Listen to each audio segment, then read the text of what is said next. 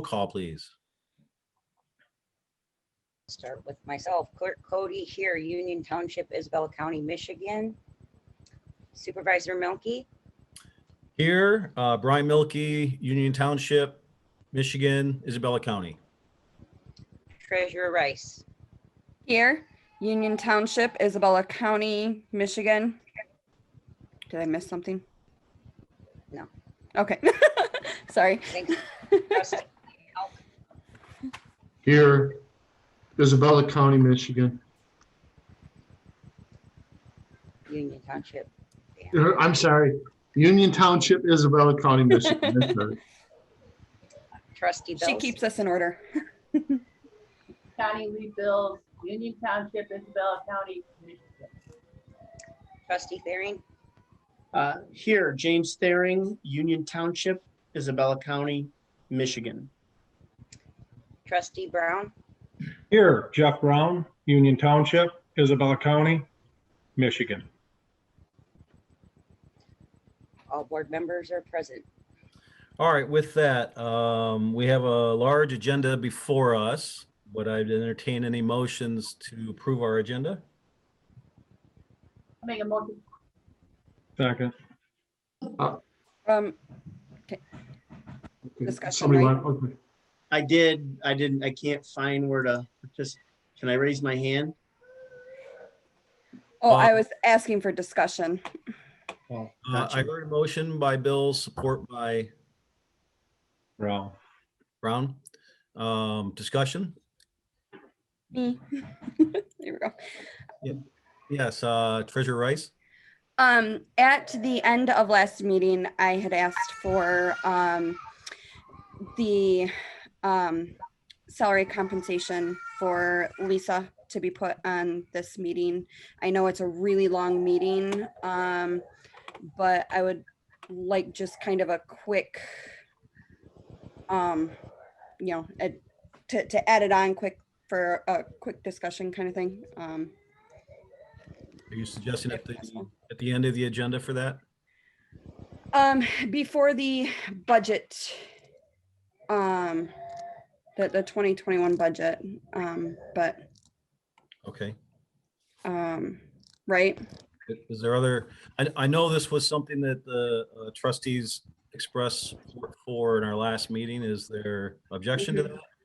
Or I guess I should ask the original motioner if Connie, if you would be okay with amending that to your motion? Absolutely. Do you want me to restate it? No, not at this time. And Trustee Brown, would you accept that friendly amendment? I do. Okay, Trustee Thering. Or, I'm sorry, Treasurer Rice, were you done?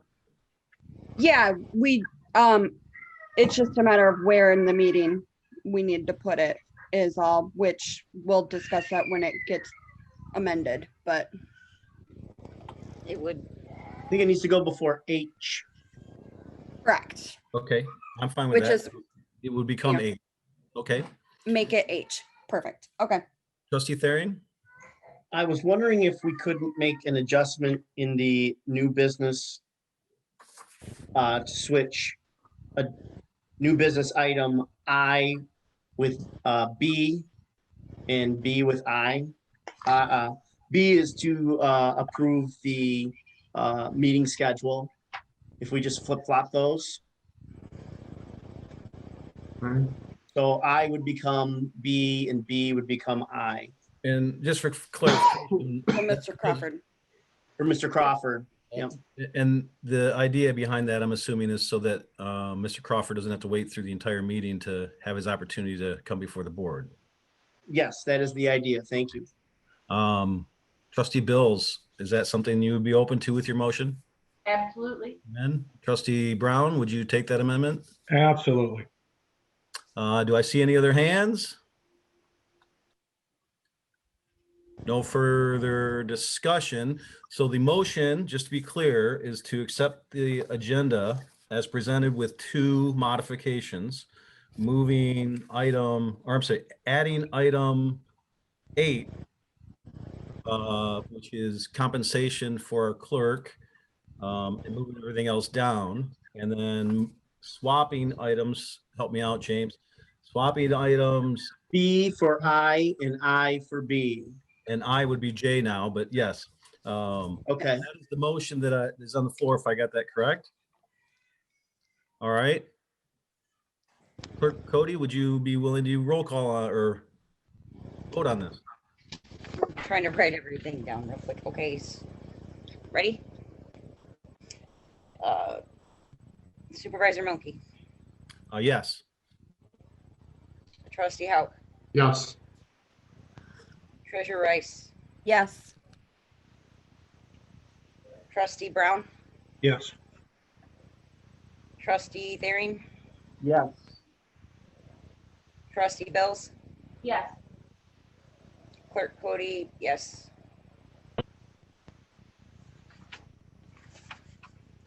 All good, clerk? Yes. Okay, so that brings us to our presentation portion of the agenda, item 5. We do have 3 guests that will be doing a presentation regarding jail for county. I just want to recognize Administrator Margaret McAvoy, who will be here, Sheriff Michael Main, and Daryl, and if I pronounced that correctly, from Integrated Architects. And with that, unless our manager has any type of intro that he would like to give, I hand it over to the Administrator McAvoy.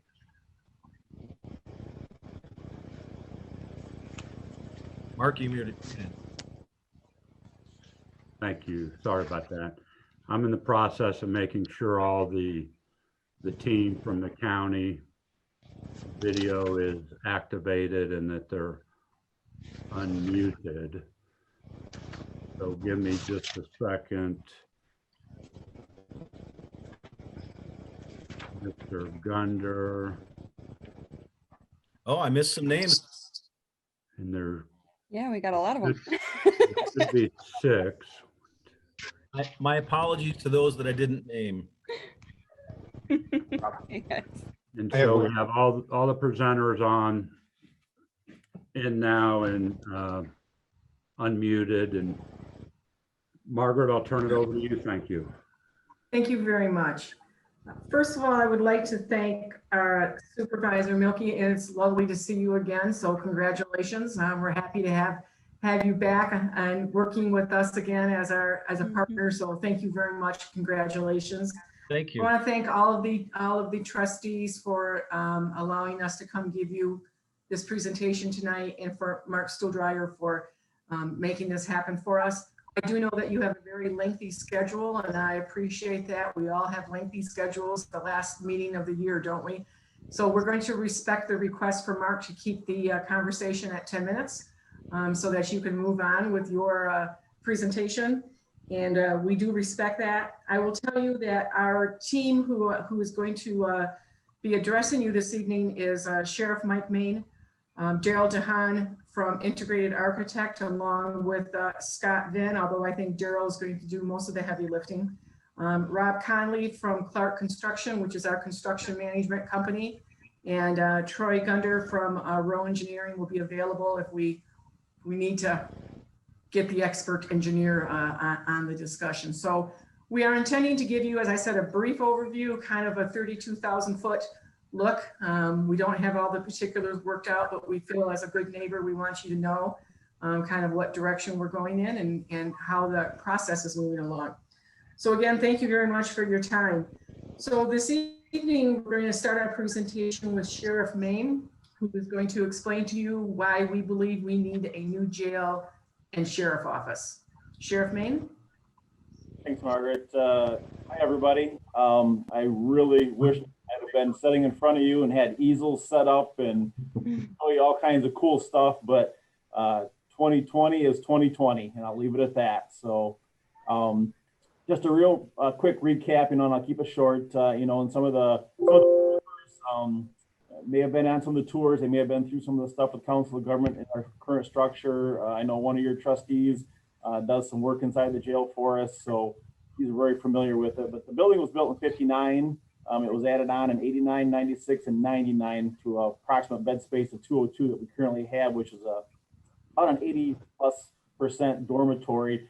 which really is not the standard anymore. But the long and short of it is the building's crumbling around us. We're spending tens of thousands of dollars a year trying to keep it operational. About 2.5, 3 years ago, we had a failure in the septic sewer area. It cost us close to 40,000 to fix, maybe a little more than that if I remember correctly. They got it fixed. The next year, we had a failure farther into this facility. We had to shut down and move inmates around. We had to jackhammer holes into the building and the floor, which is a little unnerving, if I might say so myself, when you have holes in the jail floors where the inmates stay. Lost some sleep over that. That cost us closer to 70,000, and pretty much the contractor said, "Don't call us when the third part of this fails." He said, "We don't want to come back. We're done here. And if it fails, you've got to move everybody out of here, and it's going to be a long adventure." So we're kind of living on borrowed time. Real quick about the sheriff's office, I know I give a report every year to you folks. You know, we got 23 sworn, 25 corrections staff, and 7 support. We turn around 16,000 incidents a year, about 1.8 an hour. The sheriff's office takes in over 600 arrests a year to the jail, and we have over 3,000 from the total of everybody. So it really is one of the things I want to really touch on, because I get asked this a lot, is, you know, are we building a new facility because we are out of space for inmate population? That is not accurate. Actually, we have participated in the court's bail reform here about a year ago, and that brought our numbers down. It has to do with pre and post booking diversions. We work heavily with our CMH folks from Community Mental Health to offset some of those. So our numbers are good. That's not the problem at all. It's just the infrastructure is crumbling. I get asked often, like, well, we have all these downstate inmates that come up here. We don't have that. We haven't had that in years. It's never been here since I was here. The only thing we have addition is we contract with the U.S. Marshal Service for some inmate housing, and part of that is, you know, the Saginaw Chippewa Indian Tribe. It benefits having some of that federal housing abilities. So we have anywhere from 15, maybe 20 of those federal inmates. So our average population right now is running around 150. So it's really not space. It's just the infrastructure is literally deteriorating in front of you. If I could turn my camera around and show you the ceiling tiles that we change out in my office continually, they bow and every time it rains, and it's just a lucky person that stands under there as it drips on their head. So that's just one of the things we deal with.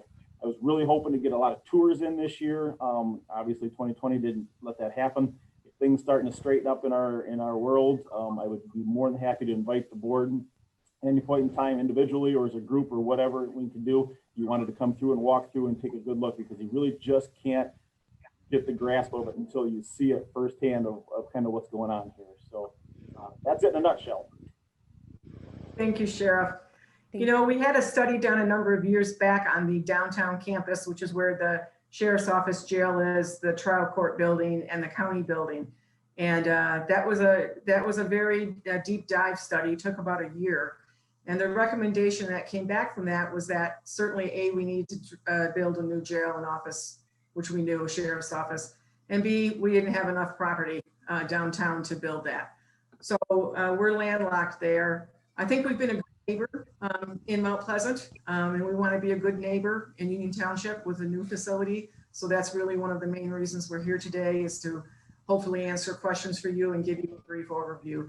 So, you know, the property that we are working on is in Union Township. And like I said, it's important to us to be a good neighbor. So I want to turn over the presentation to Daryl DeHaan from Integrated Architect, who's going to talk a little bit about the site, so you can have some idea of what a jail looks like in these days. And I think you'll be pleasantly surprised. Dale? Margaret, Sheriff, thank you for this. Yeah, can everybody hear me? Yeah. Yes. Great. Mark, would you mind enabling my screen sharing, and I'll bring up some visuals to assist.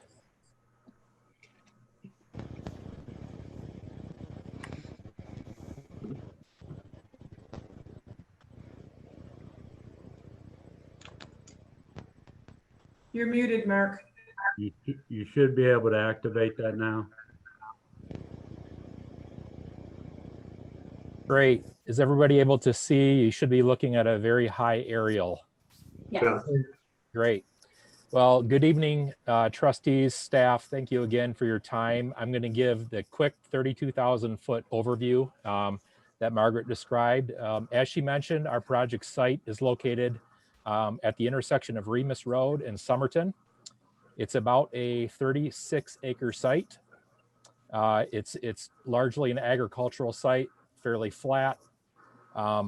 Perks well, geotech reports are good. This is our site plan. So this is lacking a lot of the technical detail that will be populated into it in the future, or actually already is.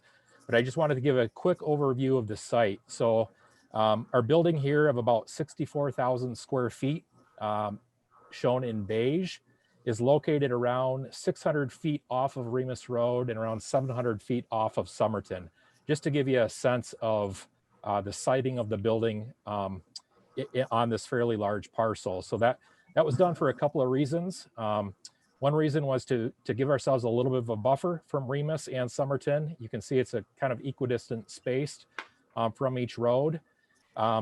We have a overhead transmission line here that you can vaguely see some of these lines. So it's a large easement there. So we're being respectful of some of the existing utilities. The building is sited in such a way that and we looked at several iterations, more than several, probably a half dozen different siting iterations.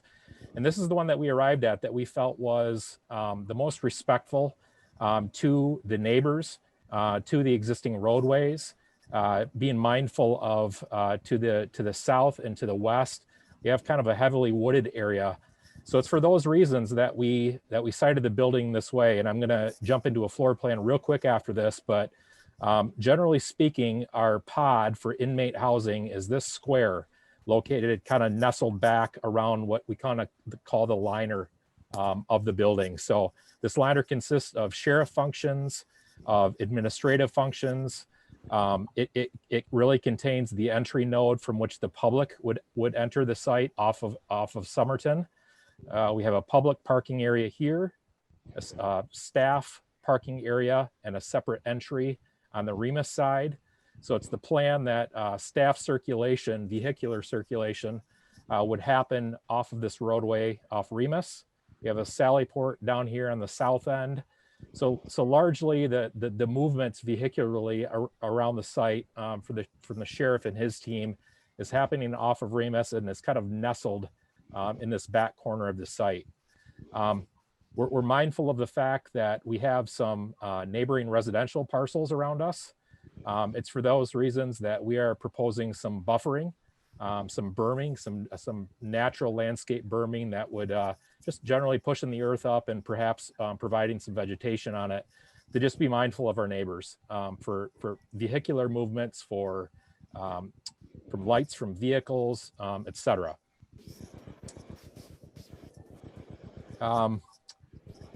Real quick overview, and I'm not going to go through every room here. Obviously, we don't have the time to do that, nor is this the venue for it. So this is an enlargement of the upper level of what we call the pod. It's a generally square inmate housing area. It's 187 beds, max capacity. This liner again is really the functional area, the day-to-day functional area for the sheriff and his team. So the blue represents the sheriff's office. So this is the windowed portion of the building, the side of the building that is our civic face, essentially. We have some back of house services, kitchen, laundry, building systems, and then booking and holding area, also in this beige area, which is really all of the inmate focused areas. And then our sally port here down at the southern end.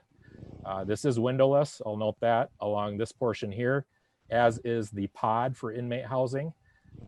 Height of the building is around 16 feet. So generally it's a one-story building, more reminiscent of what you might find in a home to its highest point in a one-story home, with a pod extending up an additional 9 feet or so to 25 feet. So it's not a tall building. Again, the one-story wrapper around the 1.5 to 2-story pod. But real quick, just a couple of images. We wanted to have a presence that is civic, that is governmental, that is enduring, without being institutional. That was important to the county.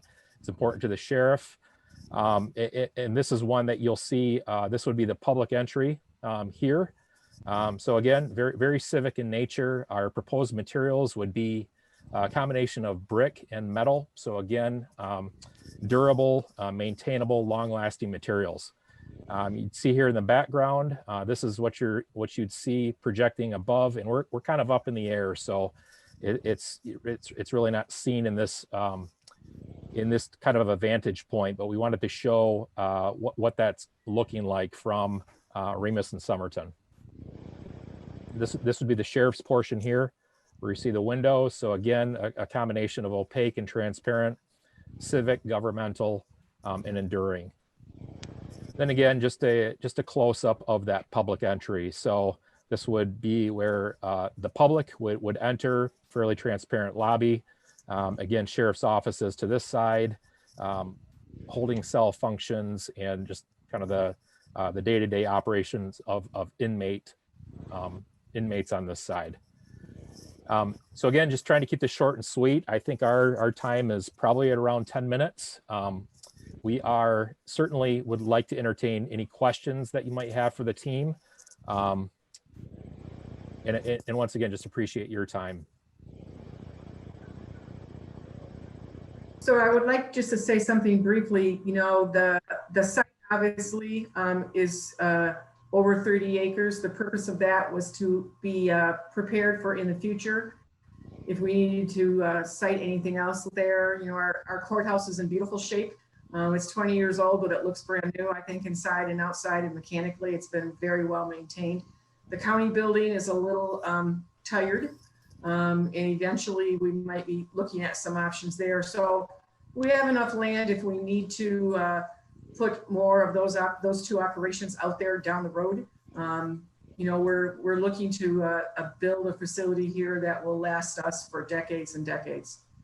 And we appreciate your time tonight. We want to respect your agenda.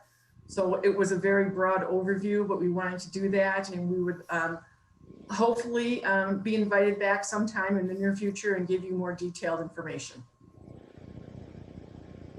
Thank you. Thank you, guys. Administrator. Really appreciate you coming.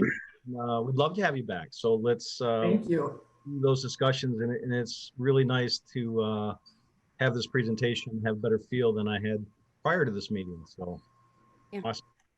And with that, thank you very much. Yes. Thank you. Thank you.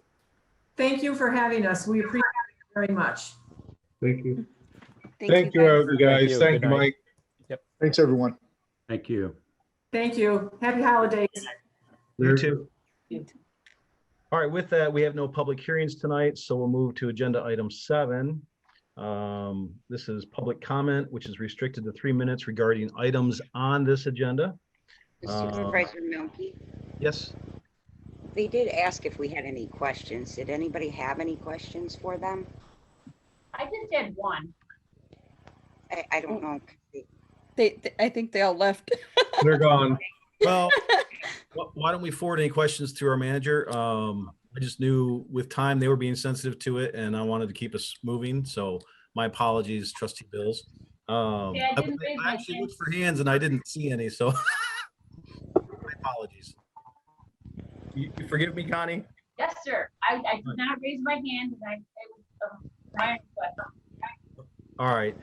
So what I would suggest is give that question to our manager, and I'm sure he'd be happy to get that answered. Okay, so with that, we'll move to public comment. Public comment, as I said, is restricted to 3 minutes regarding items on this agenda. This is not an opportunity for comments, or is an opportunity for comments. Questions of the boards will not necessarily be answered. If you have specific questions you'd like answers to, please contact Township Hall at 989-772-4600. And being that this is a Zoom meeting, the way that we know that you want attention or the floor is by raising your hand. If you've not done that in a Zoom meeting before, if you move your mouse along the bottom of your screen, there will be a participants looking tool button, which you can click if you haven't already. And that will list everybody in this meeting. And at the bottom of that list of individuals is a raise hand button, and you can choose that. And our treasurer kindly reminded me tonight that if you happen to be calling in, you can press *9 to raise your hand. And with that, we'll open up public comment at 7:26 p.m.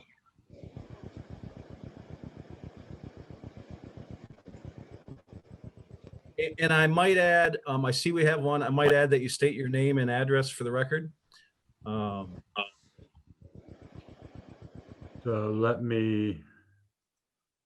I've asked Mr. Crawford to start his video.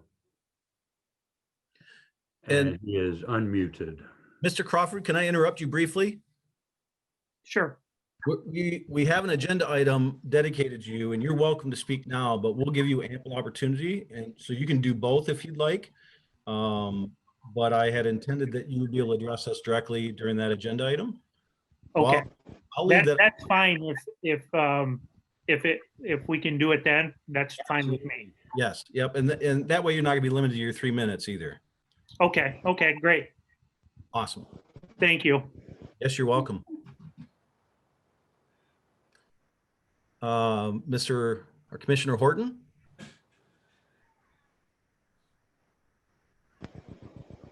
All right. Hello, everyone. Hi, Jim. Hi.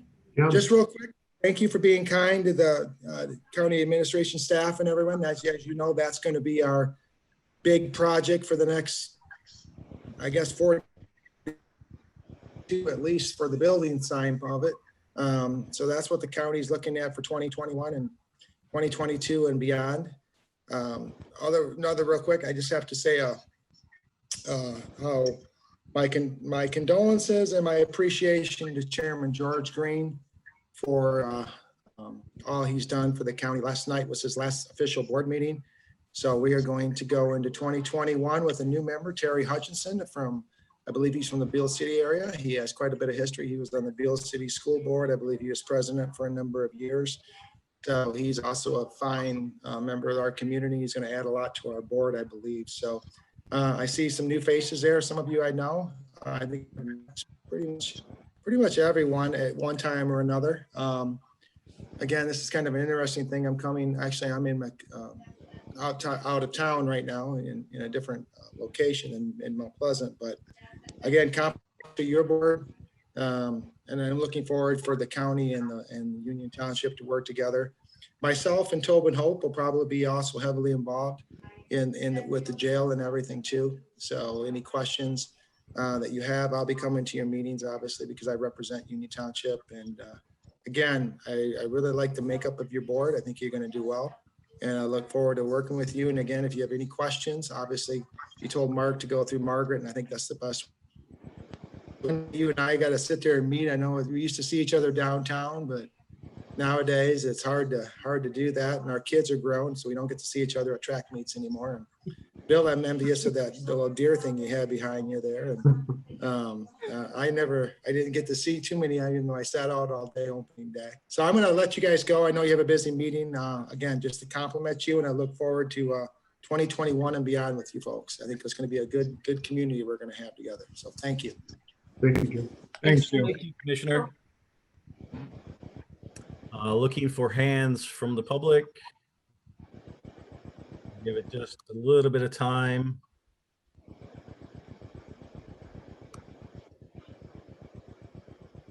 Mark, you don't see any, do you? I do not. Thank you. I just want to make sure I wasn't missing it.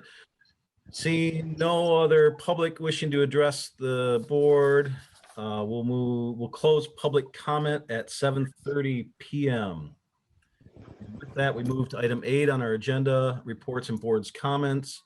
We do have one application, which I'm very excited about, for the Recreation Authority by Mr. Stan Shingles, who currently serves on our planning commission. And just a little brief background here. I did have some conversations with the city and the, I guess they're called the swim friends. those that sat through the meetings this summer with this board and the formation of the Recreation Authority for the, and I know I'm getting the title wrong. There are 2 appointees that Township is given to the board to run that authority, 2 from the city, 1 from the school district. And so our responsibility is to put 2 people on that. I've been pounding the pavement and working with the Swim Friends, and I met with the Swim Friends to discuss what are the best traits that they need to get this off the ground, because I think that first year or 2 of this board is gonna be a lot of work, and it's gonna need some special talents, such as ability to find funds, get public support, understand what's behind an aquatic center. And Stan Shingles, I think, brings that and has the full support of the Swim Friends, by the way, in that, you know, he's devoted his life to recreation, helping run the SAC for CMU for so many years. And so he's offered his skills. And so with that, if you haven't seen his application, it's in our packet. If someone's so moved, I'd be happy to entertain a motion to appoint Mr. Shingles, the Recreation Authority. I would move to appoint Stan Shingles as Township Representative to the Mid-Michigan Aquatic Recreational Authority. And for the record, I think that's a 3-year term, and Mark, I don't know if there's an official start date because they're in the general formation. Right. This would be for a 3-year term. They're going to be staggered, so your next one I think will be for 2 years. But I would suggest it start 1/1/21 and expire 12/31/23. Would you mind adding that to your motion just for clarity, Trustee Therian? Yes, you said 1/1/20 to 1/1/23. Is that what you said, Mark? 121. January 1st, 2021. Oh, that's right. To January 1st, 2023. To December 31st, 2023. That's right, because the first we would have to reappoint. Right. To, yeah, December 31st, 2023. And where was the support from that one? That motion?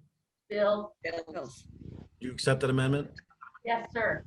All right, any discussion on the motion on the floor to appoint Stan Shingles to the Recreation Aquatic Center Authority? Very excited about it. Yeah, me too. And I think they need good people to get that to be successful. So I'm excited Stan was willing to serve. Any other discussion? See no hands. No hand. Clerk Cody, would you be willing to do this the honor, please? Trustee Therian, Yes. Trustee Brown, Yes. Treasurer Rice, Yes. Trustee Bills, Yes, Trustee Hauk, Yes. Supervisor Melky, Yes. and Clerk Cody, yes. Just for your information as well, I have been working on, and I hope you all have, at encouraging people to file for some of the other openings that we have. I have been in conversations with somebody else regarding the Aquatic Center that has gotten support from Swim Friends, but as we know, the more people we can get to join our local government, the better we'll be. So don't forget to encourage people to apply. So with that, we'll move to our monthly report. Are there any comments that the board has at this point to address tonight? I didn't see a monthly I report. didn't either, and I just thought it was me. Mr. Supervisor, that is indicated as it will come under separate cover. Oh, thank you. I wasn't able to get it into the packet. Okay, thank you. I do enjoy reading it. I know it's a lot of work to put that together. With that, our Director for Community Economic Development, Mr. Nanny, would you like to give us an update on the Planning Commission and ZBA updates? I can. Thank you. Thank you very much. The Zoning Board of Appeals did not meet in December. And we did not have any complete applications for our January meeting. So at this point, the January meeting has been canceled as well. We do have one potential variance item out, potential variance application for the Board of Appeals, but they haven't submitted a complete application yet. The Planning Commission did meet. In fact, just yesterday was their regular meeting day, and they had a very busy agenda. They held a public hearing on a special use permit request for a contractor yard in the light industrial district. This would be an expansion of Malley Construction's facility over off of Packard Street and East Airport Road, north of Pickard Road.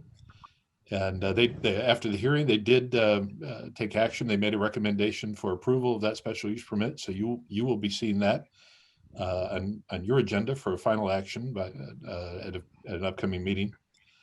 In addition to the special use permit, they reviewed 3 preliminary site plans that were on their agenda, one for Malley Construction for that same project. They also reviewed 2 site plans that were across the street from one another at East Pickard Road in Somerton.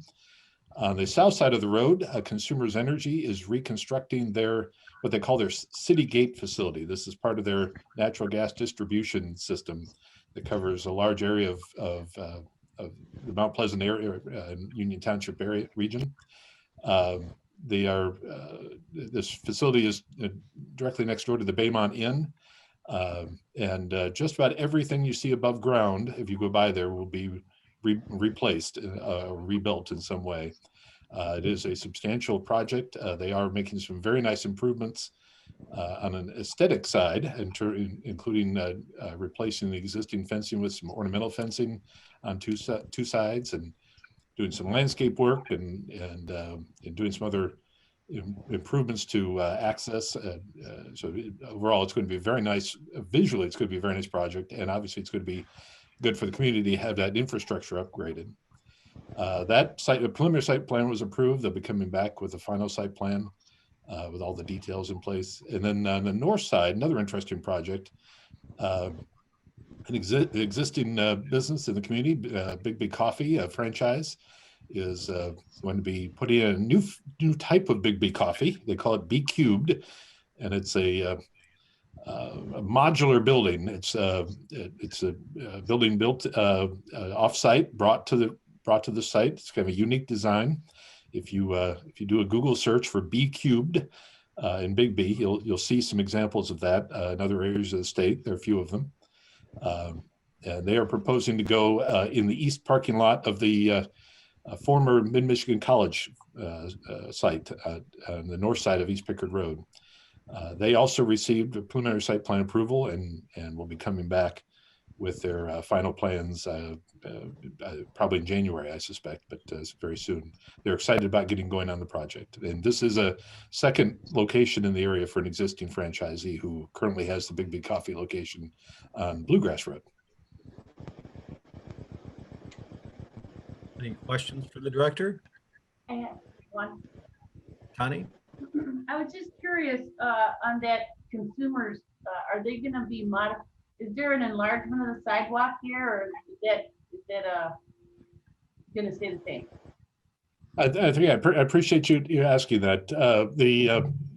The existing sidewalk along Pickard is not going to be altered, but they are changing their access that will actually reduce the impact on that sidewalk. I mean, they don't have many cars in and out, but they do have kind of a turnaround area in front, and that turnaround area is being removed. So they won't have vehicles near the sidewalk there. They have been made aware that they will be needing to address the sidewalk along the Somerton Road frontage. And they're going to be coming back and with those details on their final site plan. That detail is not a preliminary site plan item. A preliminary site plan approval is kind of essentially a conceptual approval. And so they'll be coming back with all the details for the final site plan.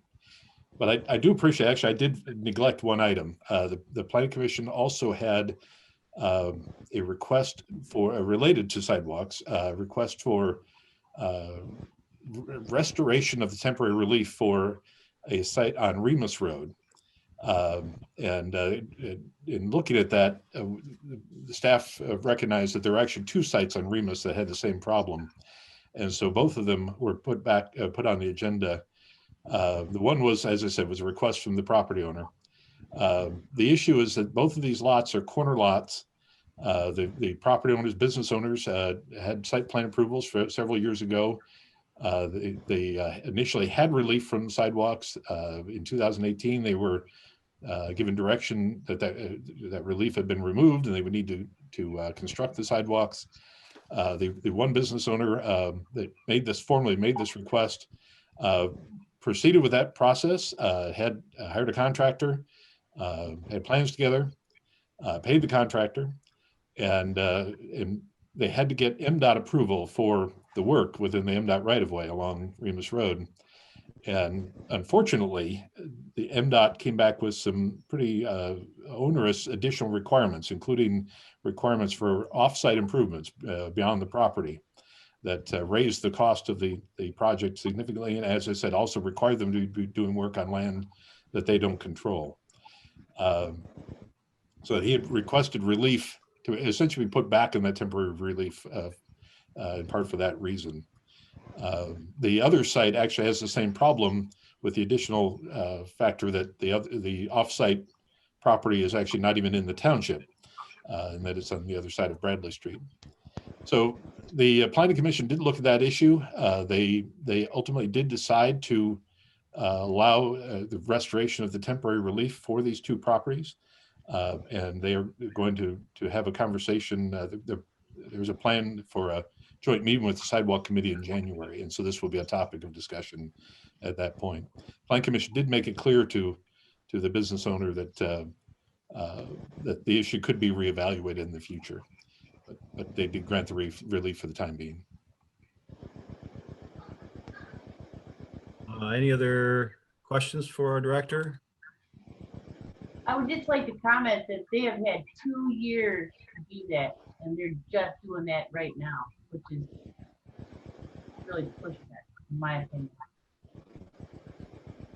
I will comment that I was familiar with the one on Remus and corner Bradley there. I sat on the Planning Commission when that was before us, and there were some challenges there. So I appreciate that sounds like it's moving forward, and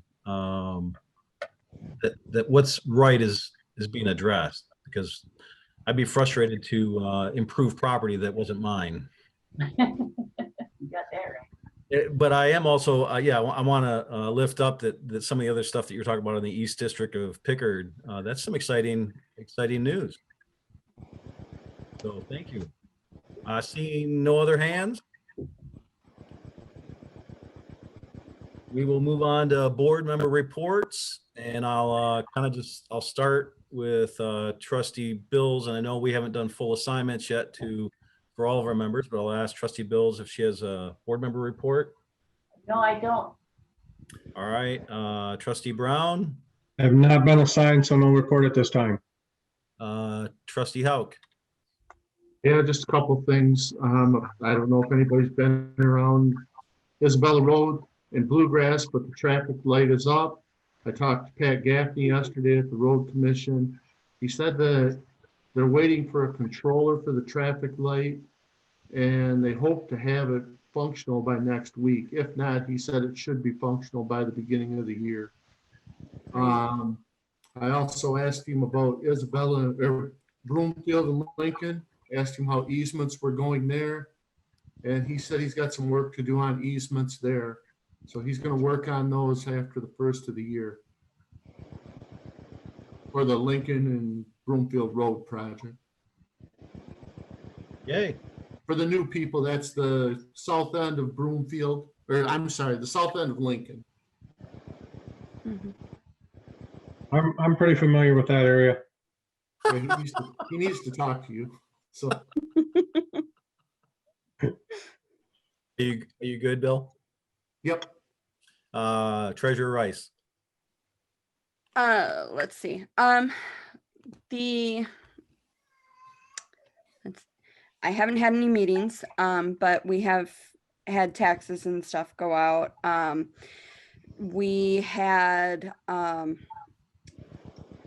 there was an issue where, I think all of you guys are aware of this now. We took and one of the special assessments didn't make it on the tax bill. So just a small grouping didn't have that, so they got another bill. They got their updated bill. And there was a small, so there was a small issue there. It got taken care of. Steps were taken to fix, so that it won't happen again. So just kind of for clearance, clarity purposes, let you guys know what's going on. Been taking care of that lately. Trying to get back to everybody, because phone's been ringing off the hook, so getting over 40 calls a day. So just kind of, I'm getting back to everybody. Bear with me. There's a lot of them. So that's it on my end. Okay, thank you. Yep. If anybody has questions along the way, don't hesitate to raise your hand because that's what I'm looking for. But Trustee Theron, Nothing to report at this time. Clerk Cody, Nothing really to report. I just wanted to say that we're still looking for one planning commission member. So to put in your applications, if you know anyone. We're still Sidewalks and pathways too. yep, sidewalks and pathways, and if you're done, Lisa, I'll put a plug in for Board of Review as well. I have my first Board of Review meeting tomorrow. I'm looking forward to that. I did attend my first EDA meeting in a while yesterday, and I have to say I'm actually pretty excited. I was so exhausted and tired in that meeting, and so I didn't go in with the right attitude, but I came out fired up. It's actually a transitionary time in that the EDA, as you remember, is actually looking at renewing those districts. And so there's a lot of visionary planning that goes in this next year and to allow those districts to continue. So I was really excited after I left that meeting, see what this year's going to be. Also during that meeting, the EDA did approve monies to support outreach, the art outreach for Festival of Banners. Familiar with that on the Pickard corridor? We have our local artists that paint the banners. So we approved that $4,500. I think there will be 79 banners along the Pickard corridor. We also have correspondence from Mr. Gunning related to an item in our past agenda. And I would like to make sure that for the secretary here that recorded for public record and that show up in our minutes. We'll make sure that happens. Thank you. And with that, we'll move on to consent agenda. I'll Take it. make a motion that we accept the consent agenda as presented. Support. Motion by Howe, support by, was it Bills? It was either Cody or I, so Cody. Hi, Cody. I take it everybody had a chance to look through the minutes. There were a lot of them. Someone had warrants. I believe that was you, Bill. Yep, I looked them over. Jeff, Connie, and James also took opportunities to come in and look them over. They had questions. We walked around the building. I showed them where everybody's offices were. They all three turned out to be good meetings. So I'm looking forward to working with those guys. And I see your hands raised, Bill. Was it something other than the warrants? Yeah, I just had a question. I was looking at some of the invoices, and I don't know, Mark, I know I had mentioned maybe checking the dumpster contract. I know like the wastewater treatment plant, Declare Services is moving right next door to it. I think you and I talked about it, James. Anyways, they're moving right next door to the wastewater treatment plant. Maybe we can get a better rate on a dumpster for that wastewater treatment plant. Yeah, that one does stand out, doesn't it, Bill? What's that? That particular dumpster does stand out, doesn't it? Yeah. But I'm sure Kim could address that. Right. All right, we have any further discussion on the motion to approve the consent agenda? Trustee Bills? Yeah, I was just curious because, Bill was nice enough to take me through some of those checks, and I was just wondering if there's, if you're ordering bulk office supplies and whatnot, are you required to get more than one quote, or you just take the first one you decide to get? I'm sorry, I didn't hear the first part of that question.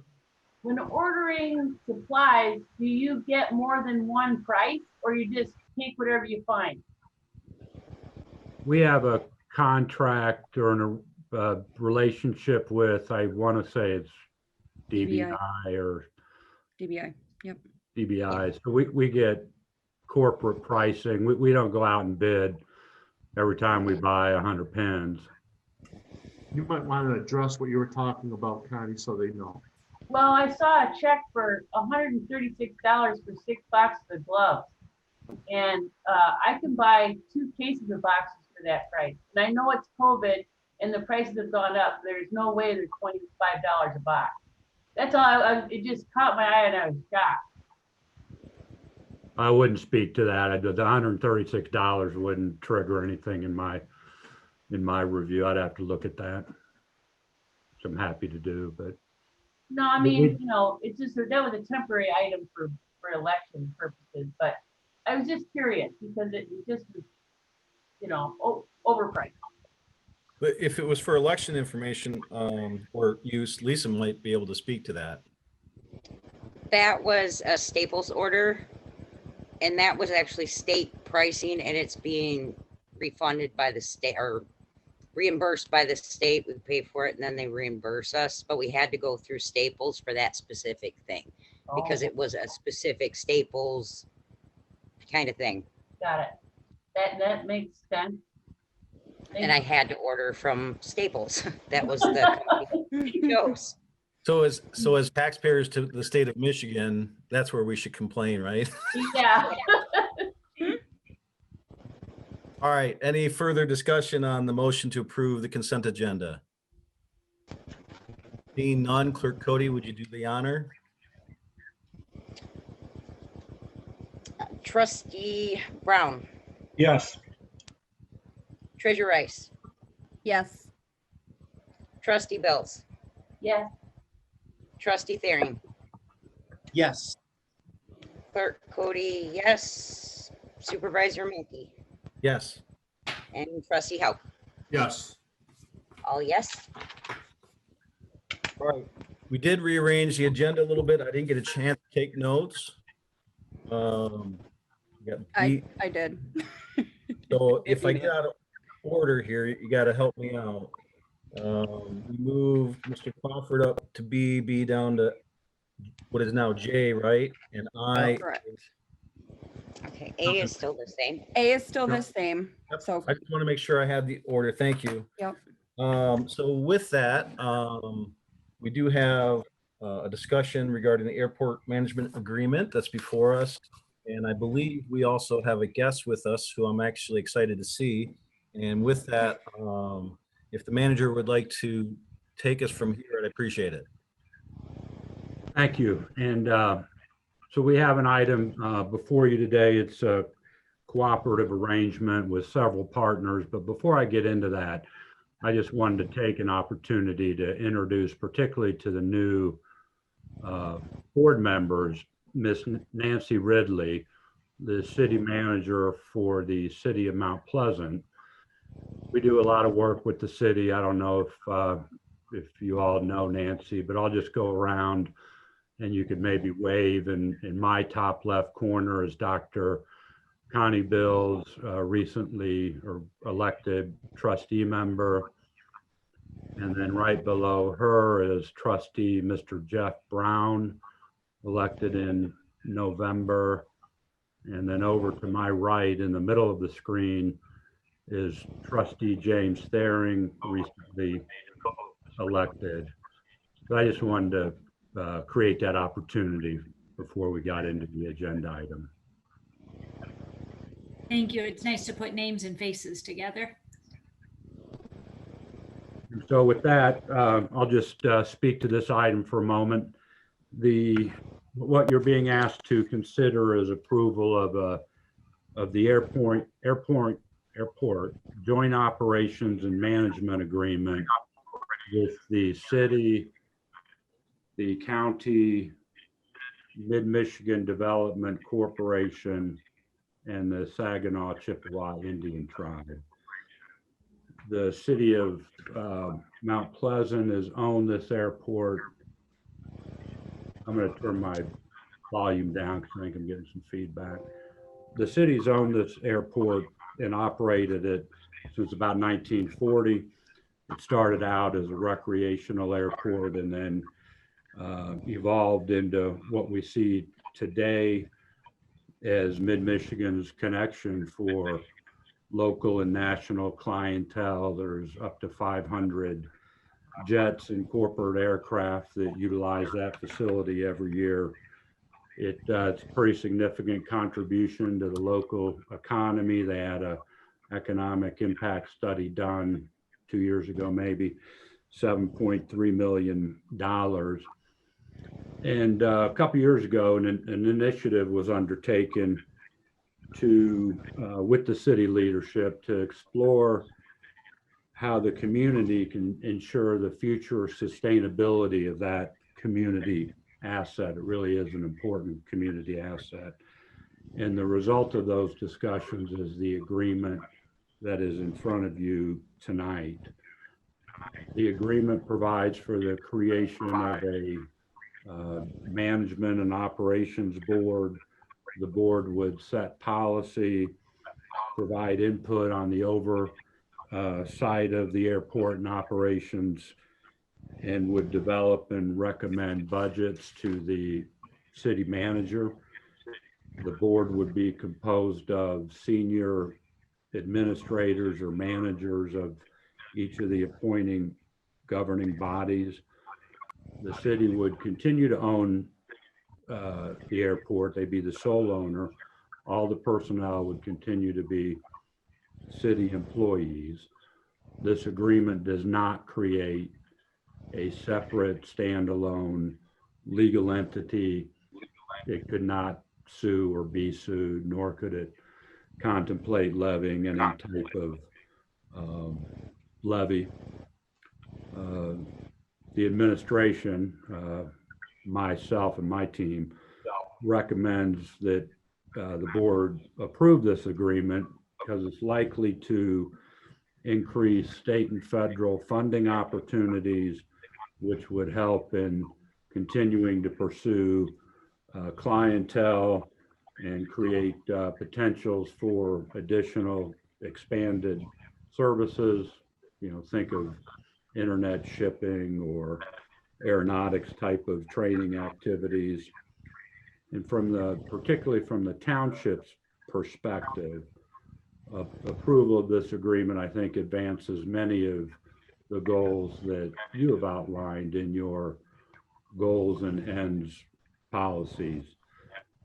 It would certainly contribute to a sustainable, vibrant, welcoming community. We'd be making the most effective use of the airport as a regional resource, and not to say that the airport's not currently well managed, but we think that this kind of arrangement can bring other resources to bear so that the facility can continue to be proactively managed and governed.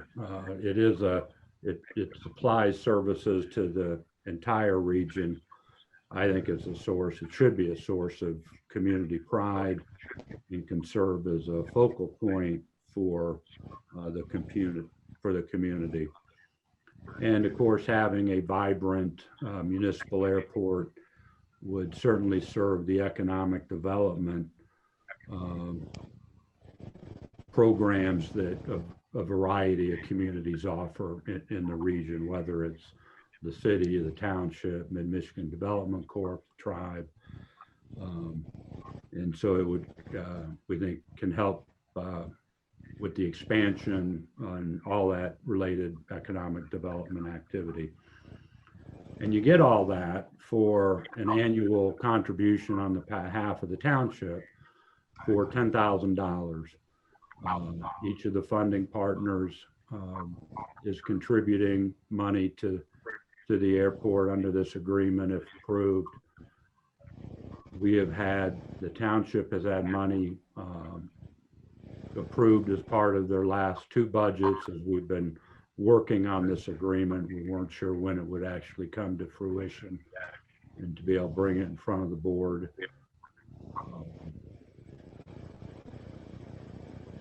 And so with that, I think I'll turn it back over to you, Supervisor Melky, if you have any questions, or the board has any questions.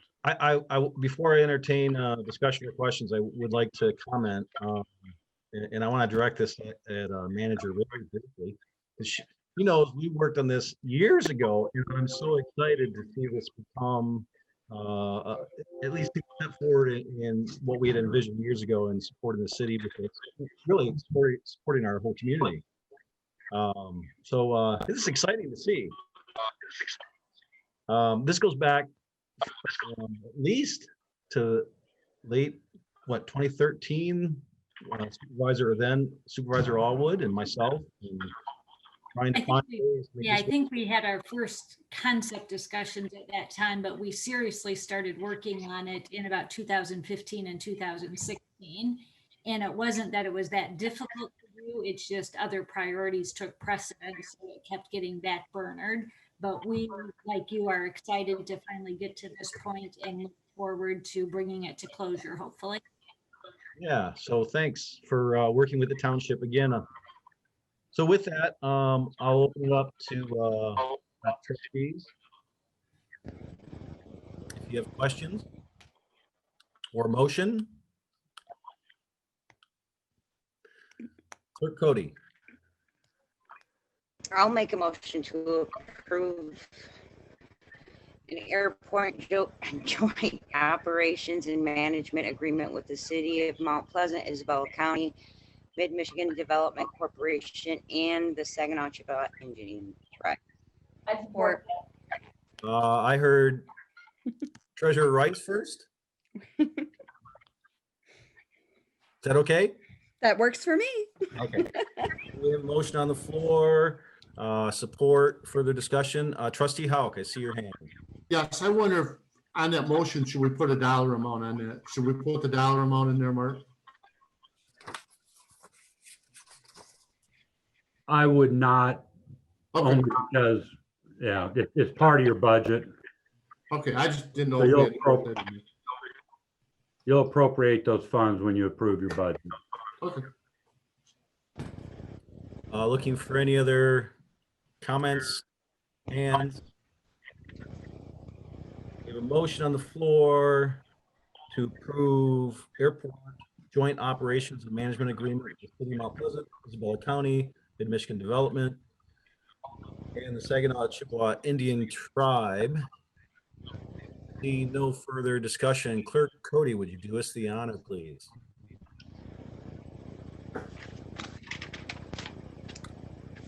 Clerk Cody, yes. Supervisor Milky, Yes. Trustee Brown, Yes. Trustee Houck, Yes. Treasurer Rice, Yes. Trustee Bills, Yeah. and Trustee Thering. Yes. All yes. Wonderful. Supervisor Melky, if I may, I apologize. I failed to introduce Mr. Bill Brickner, who's with us also. He's the manager of the airport. So I apologize for that, Bill. I almost asked, Mark. That's no problem. Well, I'm Nice to meet you, Bill. we're excited to be a partner and aid in keeping that a community asset. I'm very excited to be partners with everybody. Thank you, Bill. Thank you for joining us. Yeah, thank you both, Nancy and Thank Bill. you. Thank you. Thank you. Thank you, Nancy. With that, we'll move to the new item B on our agenda, which on your agenda is listed as item I. And I just want to preface this a little bit. And I think I can speak for the board to a certain degree on this. Feel free to call me out if you think I'm wrong.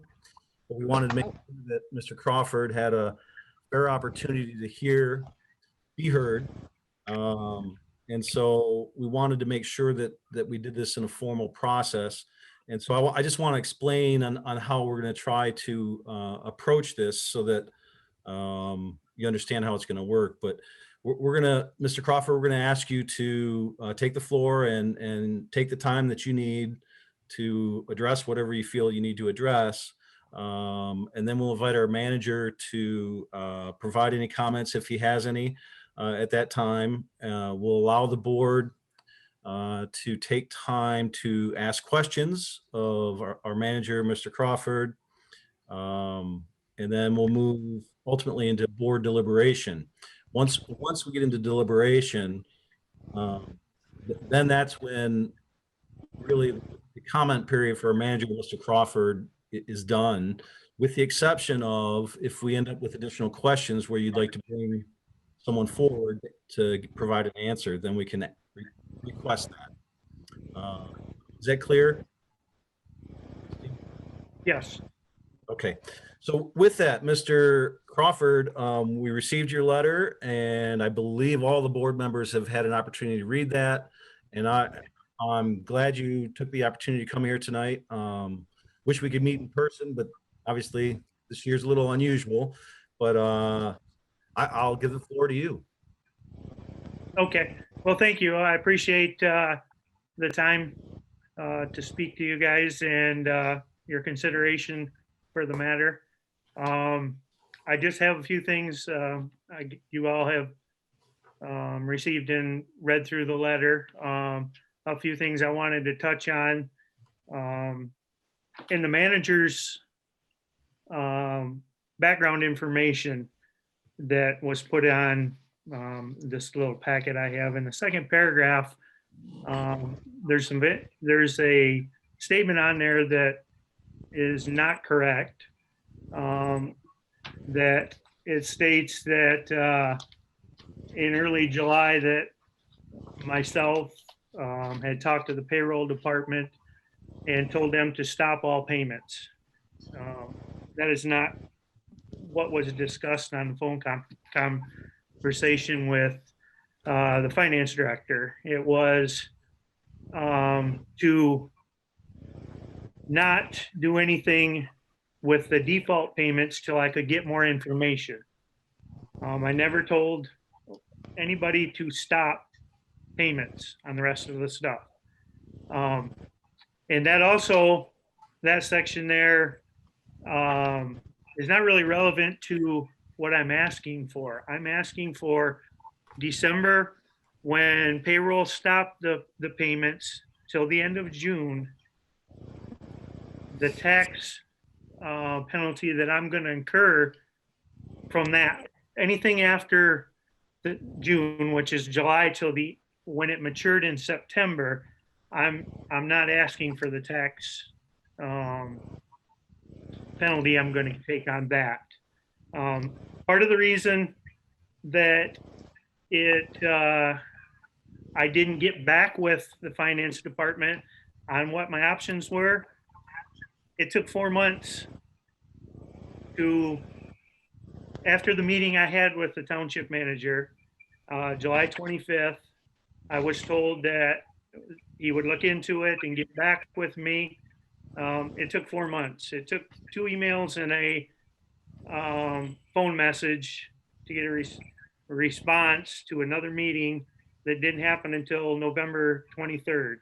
Well, by that time, my loan had matured. There is nothing I can do. I didn't have any options because it matured in September. So I had there's nothing I can do other than to see if the township will pay the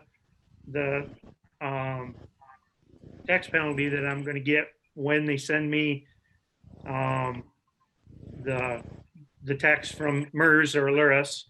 The amount on that is $2,212.89 that I'm going to get taxed from December to June. Also, I'm not sure why, in the conversation I had with the finance director on July 2nd, the very first thing I was asked was if I worked for the township. Now, I worked for the township for 16 years. And why the finance department would ask me if I'm employed by the township, they pay my checks, they take healthcare out of our checks, all that stuff gets taken out of it. I don't know where that question, it got me a little frustrated that our finance department doesn't know I work for the township. And I've been there that, as long as I have. I also have check stubs from November 2019 and the December check stubs of 2019. Now, this isn't the first loan I had taken out from my retirement. And I don't know if any of you have or not, but when you get to the end, your last payment that comes out is usually not the same amount.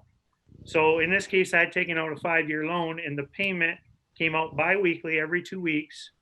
And it was the same amount every 2 weeks. That payment in December, the very last one, was not the same. It was $33 less. So when I look at that, I see that check stub, hey, it's paid off. That's the end of the loan. That's why I didn't look into, it's a 5-year loan. It's was taken out 5 years ago.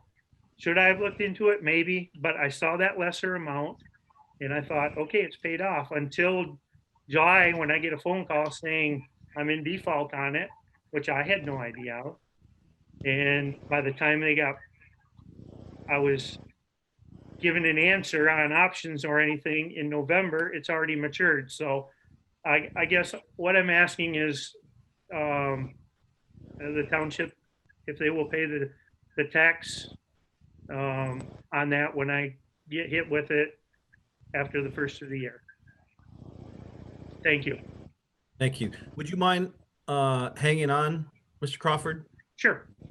I guess with the process that I described, I guess I'll ask our manager if you'd like to add anything beyond the write-up that you've provided at this point. I'll just recap that briefly. The issue at hand arose out of an administrative error on behalf of the township. I've never contested that. And that error caused the loan repayments that were being made via payroll deduction to cease in December of 2019. And the township became aware of that in late June or early July. We were contacted by the third-party administrator. When I investigated the matter, determined that yes, it was our fault, but then reviewing the loan application, promissory note, the letter that accompanied the disbursement of funds, it was clear that when those payments ceased with payroll deduction, that it's the responsibility of the borrower to notify payroll. And that didn't happen. And because of that, and after careful consideration, I denied Mr. Crawford's request for reimbursement. The loan is as indicated by Mr. Crawford, would have matured in September. By July or August, it was in default, effectively in default, and it's that default amount, as Crawford mentioned, which is the $2,200. It's treated as effectively an early withdrawal from the retirement program, and now subject to taxes, because this is money is originally deposited on a pre-tax basis. So there is a tax effect on the default of the loan, and that's been described, and I'm not disputing it, as somewhere in the neighborhood of $500 to $600. That was the request that Mr. Crawford made of the township, of me, for reimbursement. That's what I denied. And then I facilitated and encouraged Mr. Crawford that he had an appeal avenue to the Board of Trustees, and the matters before you tonight. Thank you. Thank you. So with that, I'll open this up to the board, and I see Trustee Bills has her hand raised. I have some comments and I have a couple questions. First of all, it seems to me that stopping the withdrawals would require a manual entry from finance, and for that to happen and not get realized, I think that's kind of negligent on our part. And then another point is that most people don't have $2,100 in their bank account. A lot of people don't have $500 in their bank account. I can't even imagine that we wouldn't offer to at least front the money to him to allow, we're the ones that made the mistake. So that's that's what I'm talking about. At least lend some money to him differently so that he could get that back, because I agree with Mr. Crawford on that. How is he supposed to know that this was not the end of the loan? I mean, most people don't even have the paperwork at this point, honestly. That's all I have. Thank you. Looking for Trustee Thering. Yes, sir. So the township was notified end of June, July, beginning of July, by the MERS. Okay. So when did the township recognize that, oh, this is what happened?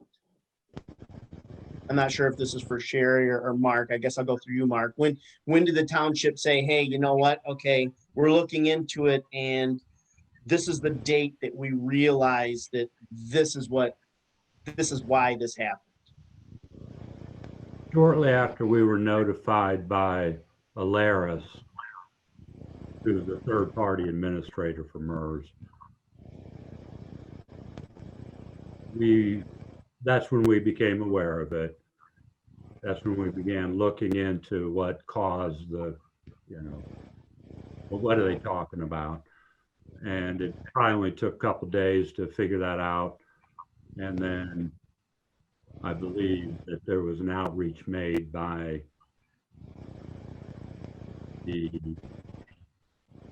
by somebody in the finance department. I'm not sure if it was the finance director or the other staff person in there, to Mr. Crawford. So it would have been early July that we reached out.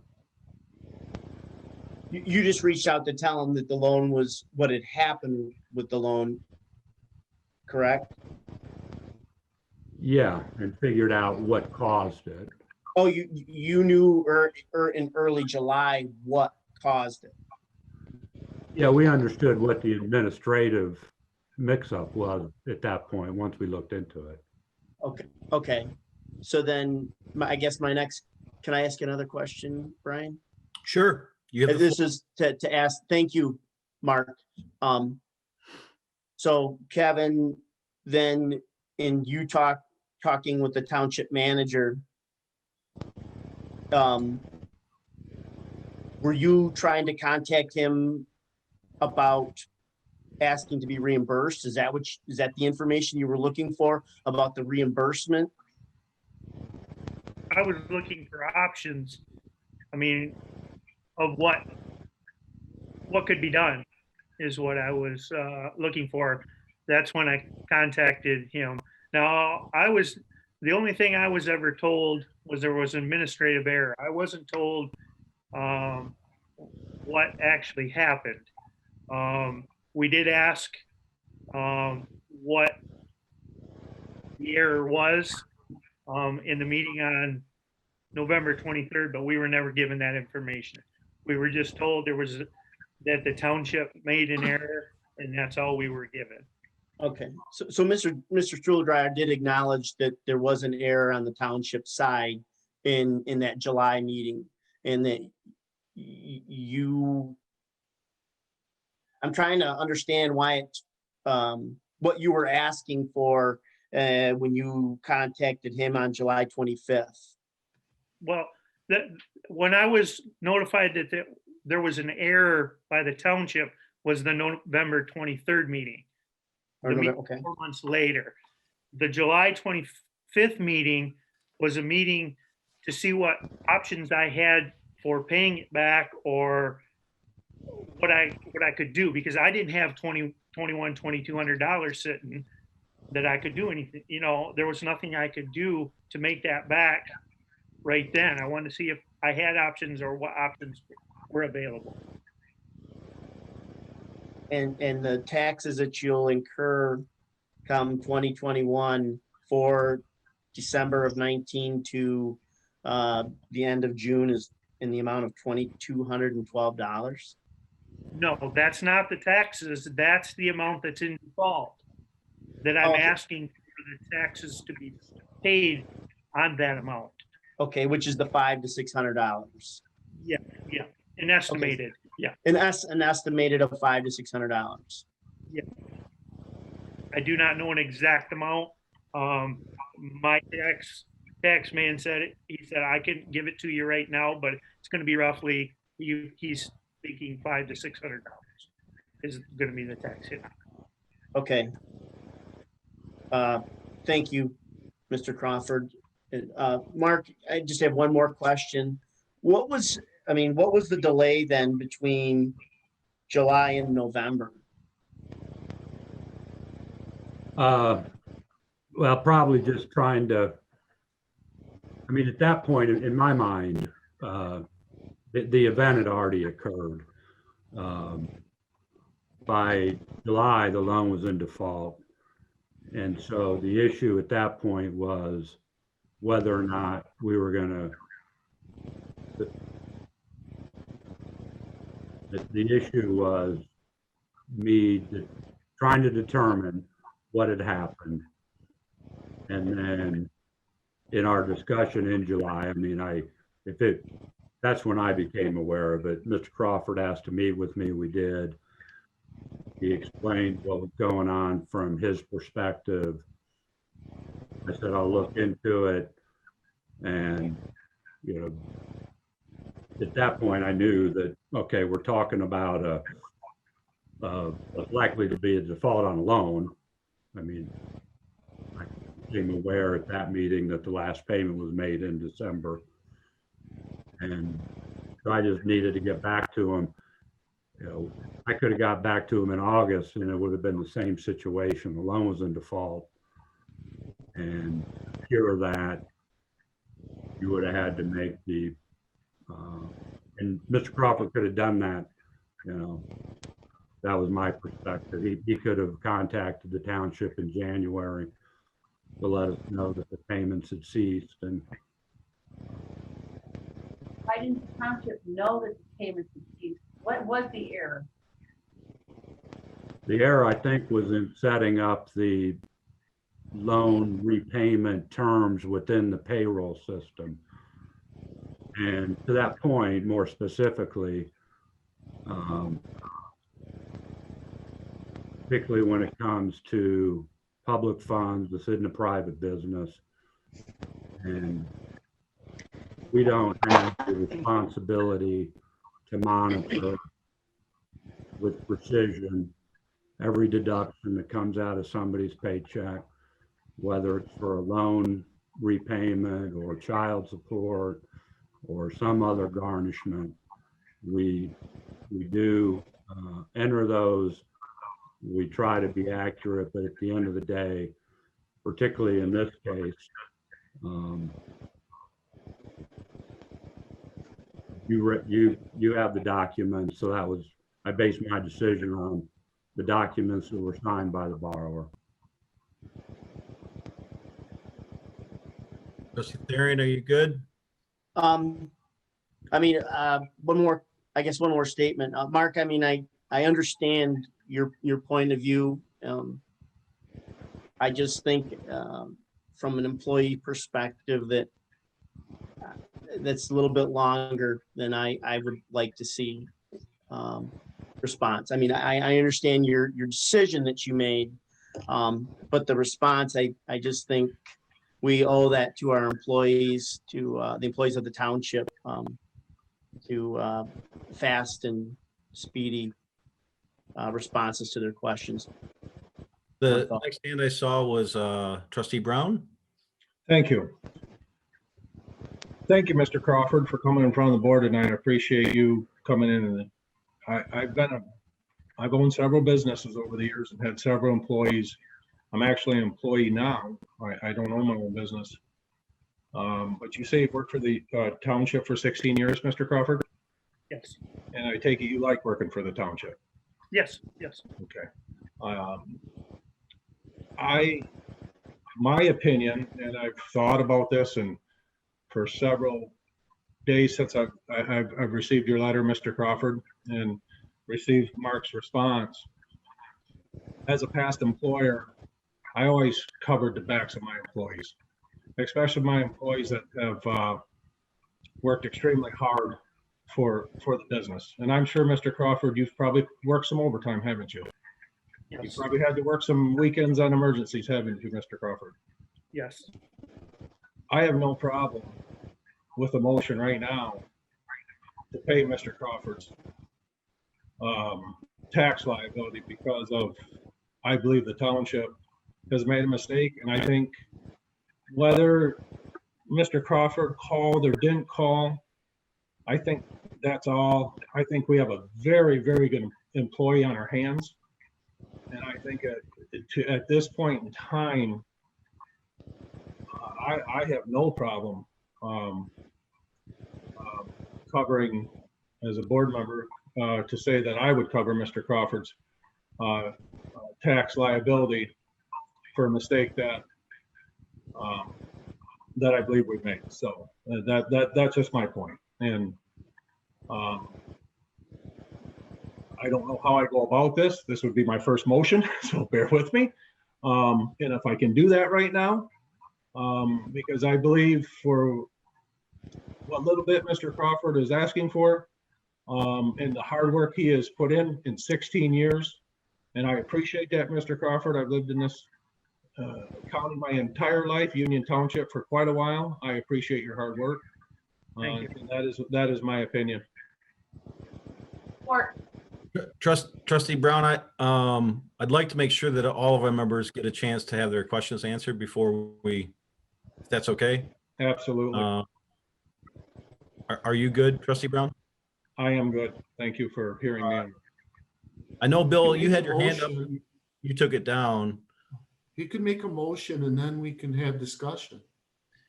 Yeah, but I guess Right. this is formally question period. Okay. And I want to have that deliberation once we've had an opportunity to address questions towards Mr. Crawford or our manager.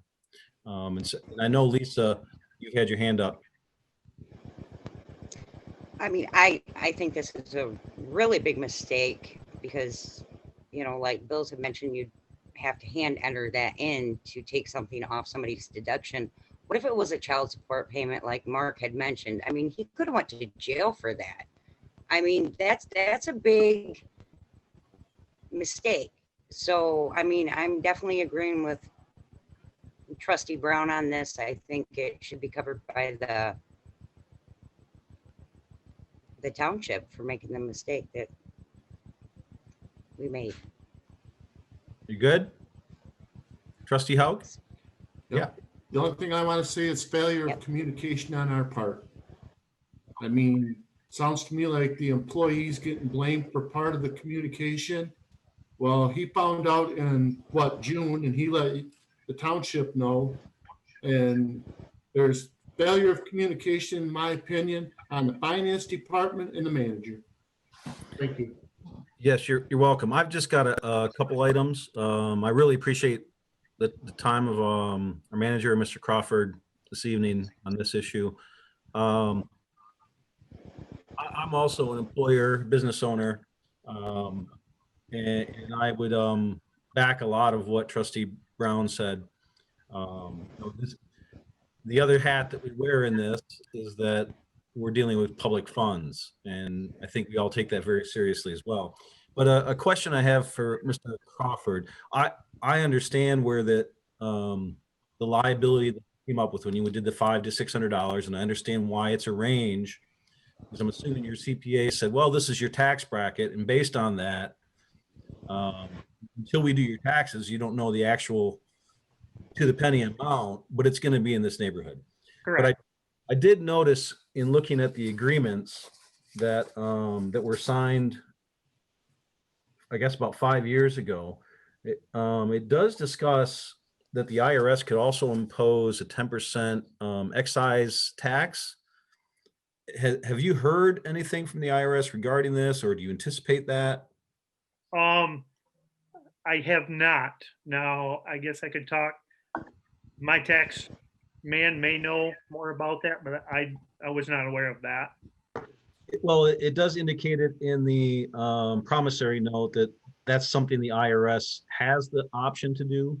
Doesn't mean they will, right? At least that's how I interpret it. I'm not a CPA, but I wanted to lift that up, and I'm assuming that if your CPA or accountant felt that this was going to be coming, he'd probably mention it. But maybe you want to lift that up. I think it was the promissory note. I'd like to reference it. Actually, it was the MERS defined contribution loan application form. Yep. And that's where I read that. And so I just wanted you to take note of that.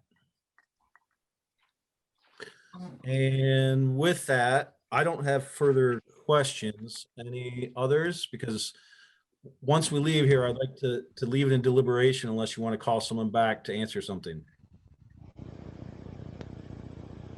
I just might be able to help you with where the $500 to $600 comes from. The $2,200 is the amount of the loan of the default, and the 10% would be $220, and then you could assume an 18% tax bracket or something. That's another $400. So you come up with $620, not knowing what the tax bracket is, would bring you to the $500 to $600 range. And if you get to the point, and this is just to help you, other than the 10%, you're not going to know precisely what the tax effect is, because it just gets added into the income and you go through all deductions and all that.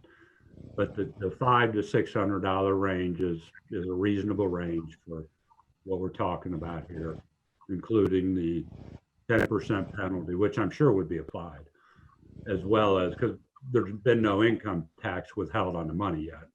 And that's where the other piece comes from. So if you get to the point where you're going to make a motion, your range of $500 to $600 is a reasonable range, and you just want to state an amount. All right, with that, last chance for questions for Mr. Crawford or our manager at this point. And you will be allowed to ask more, but I just want them to step back. We're done. All right, well, thank you very much for coming before the board, Mr. Crawford. Thanks for your time. Thank you, guys. Thank you. Thank you. Do stick around, Mr. Crawford, just for a little bit, in case there are questions raised that would like to be directed at you. Yes, yep. All right, board, I'm going to open the floor to you. Motion before discussion. I saw trustee Thering's hand first. I would let, I'm sorry, we should probably let Mr. Brown, I think he made a motion earlier, if you'd like to restate that. I'd be happy to take it to trustee Brown. Yeah, I was gonna make one point before I make that motion. I didn't come on here to point fingers at Union Township or Mr. Crawford. We've all been through business. We've all done business. We've all made mistakes. If we don't make a mistake, we're not doing anything. So, I mean, it's just, we have made mistakes. So I'm not here pointing fingers. I want to make sure of that. I want to be fair. And what we have in front of us is a very valuable employee, which are very hard to come by. Believe me, I've been looking for them for the last 3 years and I can't find it. And that was my only point. So now to further into my motion, I would like to have a motion to pay Mr. Crawford's tax liability of $600 for his Up to not to exceed. Up to not to exceed $800. Second that. We have a motion, just to be clear, on the motion, I'll come right back to you, manager. To be clear on your motion, the motion is to cover his tax liability up to $800, and supported by Hauk. Manager? I think you're gonna need to set a dollar amount, because we're gonna cut a check. We're gonna cut a check, and you're not gonna know precisely. It's not like you're gonna be able to get the tax return. You don't even want to look at the tax return. Yeah, I understand what you're saying, Mark. Yeah, right. Go with the I say set it at $600. That's my motion. Would you just restate it? Yes, I would like to make a motion to pay Kevin Crawford's tax liability at $600. And trustee, that's what you were supporting? Yeah. All right. Discussion, I see trustee Thering's hand up. I'm set. That we're good. Thank you, sir. All right, looking for hands here. All right, we have the motion on the floor to provide restitution of tax liability to Mr. Crawford for the amount of $600. Need no further discussion. Lisa Cody, or Clerk Cody, my apologies. You deserve the title. Would you please do us the honors? Clerk Cody, yes. Trustee Brown, Yes. trustee Thering, Yes. trustee Bells, Yes. trustee Hauk, Yes. treasurer Rice, Yes. and supervisor Milky. Yes. All yeses. Mr. Crawford, thank you for coming before us tonight. I appreciate you giving your time.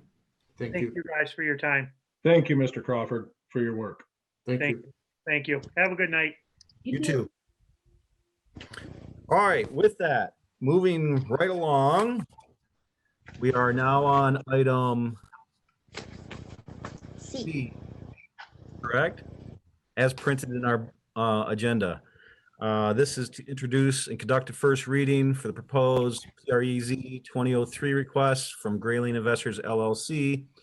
Rezone the northern 465 feet of PID 14-026-20-001-06 from a B4 general business to a B5 highway business district. And this, our director did allude to in a previous meeting that this would be coming before us because of the change to, I believe, our zoning, that this became required, but I'll address that if that's an issue. Manager, do you want to introduce this or hand this off, or? Thank you. I'll I need to introduce be- the item. Minute, I'm sorry. I'll be right back. You can continue. I apologize. You're fine. This property is located at the southwest corner of Broomfield and Isabella at that intersection. Property is currently a split zoned B4 and a B5. So the single parcel has two zoning districts sitting on it. If approved, this will make the entire parcel a B5 zoning district. There was a special use permit application that was approved by the board for a filling station under the prior zoning ordinance. Now in front of us came a site plan for this development. And as that site plan was being reviewed and considered, became aware that the location of the drive-through component of the facility is going to end up in the B4 district. B4s do not allow for drive-through. So to resolve the matter, it was, let's make the entire parcel a B5 district. That's the reason the item's in front of you tonight. And I think that captures the essence of it. I'll turn it back to Supervisor Melke if you have any questions. Happy to answer. Anybody have questions they need to ask before any motions are given? I'd like to move to introduce and conduct a first reading for the proposed PREZ 20-03 request from Grayling Investors LLC to rezone the northern 465 feet of parcel ID 14-026-20-001-06 from B4 general business to the B5 highway business district. Support. So we got a motion by trustee Therian, support. Was that Bill's? Yes. Okay. Take notes so when our clerk gets back, she's able to take notes of that. Got it. We have a motion on the floor. Discussion? Good project. Yeah, I mean, I think this has been a good project from the get-go, and It was one of the last planning commission duties we had to go over, so. and I think it was one of the last ones that I saw in the preliminary stage of it for the special use. So we got some nice bookends there, James. It makes good sense too. Yeah. Clerk Cody, we have a motion on the floor by trustee Therian as written. To approve, and then and conduct a first reading as you'll see in the language in our packet. Support was by trustee Bills. Thanks. Trustee Howe. Yeah, I just wondered, Rodney, is there still going to be a Dunkin' Donuts there to make one of our former board members happy? My understanding is that yes, it is still a Dunkin' Donuts project. We'll have to let him know. Norm will be happy. Looking for hands for further discussion. The motion on the floor.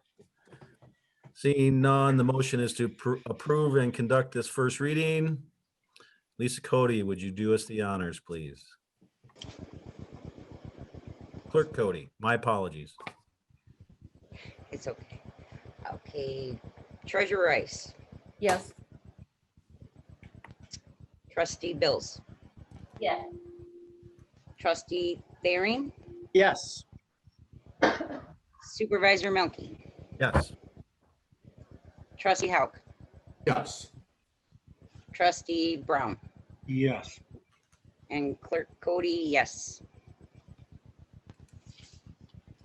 All right, thank you. On to item D, conduct a second reading, adopt new tax exemption ordinance. We had this before us in the previous month, so this is the second reading.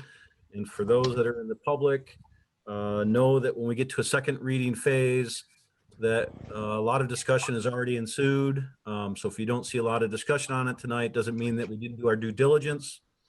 And with that, is there someone from the manager or staff that would like to do an introduction on this? Yes, I'll just point out that at your November 24th meeting, this was introduced and you held a first reading. That caused the administration to post the ordinance as required by statute, which occurred. We posted it at Township Hall. We posted it on our website. On the 27th of November, it was posted in the Morning Sun. The new ordinance clarifies and standardizes eligibility, required information that the project owners are to submit to the township, audit requirements, and reaffirms Union Township's commitment to fair and affordable housing. If you do approve this, it is related to the next item on your agenda, so I'll just point that out. We do have 4 existing projects that are receiving the tax exemption. And so the approval of this ordinance will not harm them in any way due to the adoption of the resolutions that follow this agenda item, assuming you approve this ordinance. Thank you. And with that, I'd be happy to entertain a motion unless there's discussion you feel needs to happen ahead of time. I'll make the motion to conduct, well, we already did the second reading, right? We have to make a motion for that? This would, we need to formalize that we are doing a second reading, so that would need to be part of the motion. I move to make that, to conduct a second reading and adopt the new tax exemption ordinance. Support. And if you could just make, include in your motion ordinance number 20-10, please. So move. Trustee Brown? Yeah, support. Okay, any further discussion? I'll add one comment, and I know I said this last time, but COVID, if nothing else, has exposed the need for affordable housing in our community and many communities for that matter. So I will be proud to support this. And I wish we had more pilot programs within our community to provide affordable housing for those that need it. That's with that. If there's no other discussion, looking for hands, I'll ask Cody to please get us a vote tally. Clerk Cody, yes. Trustee Brown, Yes. Trustee Thering, Yes. Trustee Bills, Yes. Trustee Hauk, Yes. Treasurer Rice, Yes. Supervisor Monkey. Yes. And with that, we move to, I'm sorry, go ahead, clerk. Oh, I just said all yes. With that, we move to item E in our agenda. I'm trying to keep us moving. I know we got a long night, right? Which is related, as our manager pointed out. We have 4 separate resolutions related to those pilot programs. My understanding is if this board is so inclined that we can move all 4 resolutions at once. Just if you did that, make sure you name all 4 of those for the record and for that motion. And with that, I'll ask if anybody would like the floor. Clerk Cody. I'll make a motion to adopt each of the 4 separate resolutions as presented in the meeting packet to reaffirm and continuing eligibility of our Harbor at Eagle Crest Phase 2 housing project, the Springbrook Townhomes Phase 1 housing project, the Springbrook Townhomes Phase 2 housing project, and the Cranbrook Senior Village Housing Project for a tax exemption and annual service charge payment in lieu of taxes under the new tax exempt ordinance. We have a motion on the floor, support by who? I'm sorry. Rice. By Rice. Further discussion? Seeing none, Clerk Cody, you're up again. Supervisor Monkey, Yes. Treasurer Rice, Yes. Trustee Hauk, Yes. Trustee Bills, Yes. Trustee Thering, Yes. Trustee Brown, Yes. and Clerk Cody, yes. Oh, yes. All right, moving on to item F in our agenda. We have a request by staff for approval of the bid by Konwinsky Construction in the amount of $103,724 for the completion of code-related exterior and interior improvements for the Phase 1 Jameson Park Improvements Project, and authorize the township manager to sign the agreement. And with that, manager, do you have anything that you'd like to introduce on this? I do. This information begins on page 85 of your agenda packet. This project was initiated in the spring of 2018, actually by the EDA. In the fall of 2018, Goodrow and Associates was selected to complete a planning and design master plan for the park. In April of 2019, we had a public input meeting was held to gather input on the park. The resulting master plan that came out of that identified an extensive list of improvements that could be made, some code related, others were for the interior and then also the exterior of the park. The interior of Jameson Hall, the exterior of Jameson Hall, and the park, generally speaking. Those are all listed on page 102 of your agenda packet. Some of you have seen this list before, others have not. So we included it in the agenda packet. In fiscal year 2020, which is our current fiscal year, funds were budgeted by the township and the EDA to complete what we're calling phase 1 of the project, which is the code-related the code-related items and the interior improvements. So we do have funds budgeted for this. In May of 2020, the Board of Trustees approved, again with Goodrow, to complete the construction documents and to provide bid management and construction management support services. On October 12th, the bid documents for this phase 1 were put out onto the streets. They were out onto the street. 3 bids were received. They're in your agenda packet. They were reviewed, and that resulted in the recommendation before you. On page 86 of your agenda packet is the list of the work that would be completed under this contract. It would essentially complete almost all of the code related in phase 1 activity. I will point out that there was a 2% application made earlier this year for the exterior improvements that are on your list. That was denied. So we're continuing to work on securing funding for phase 2. So with that, I'll turn it back over to you, Supervisor Melky. Thank you. With that, I'll open the floor to our board for questions or motions. I'll make a motion to approve the bid from Konwinsky Construction Incorporated in the amount of $103,724 for the completion of code-related exterior and interior improvements for the phase 1 of Jameson Park Improvements Project, and authorize the manager to sign the agreement. Support. By Clerk Cody. I could never quite tell on the Zoom meeting. I was gonna say they both were really close on that one. Definitely Cody. Okay, we'll give it to Cody, unless there is objection.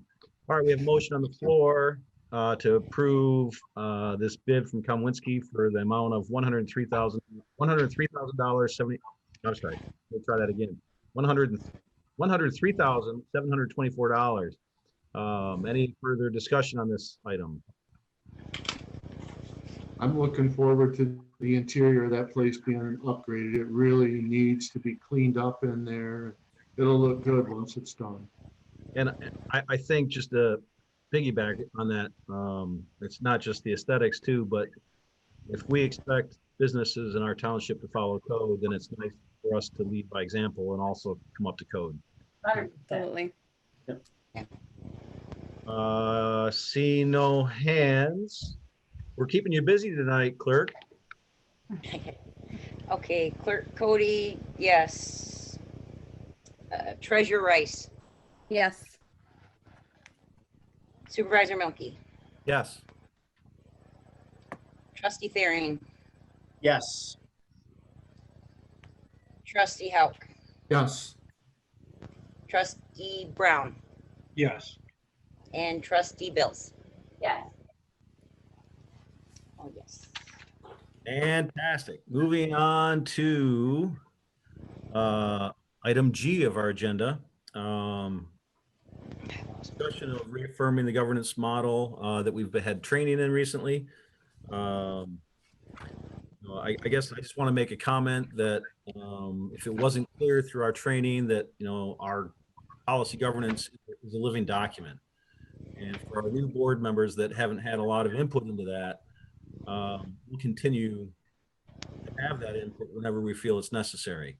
And in fact, my feelings are that we as a board ought to completely review in detail that document, in particular the ends, to make sure that those ends meet the goals and vision of this board. So I'd like to begin discussions about having a formal work session on that, this winter, provided we as a board support this. So I'm making some assumptions there, but with that, I'll open up the floor if there's discussion or motion to be made. I'll make a motion. I'd like to make a motion to reaffirm the use of the governance model known as policy governance and the implementation of the theory via the use of Union Township Board Policy Manual. Motion by Bills.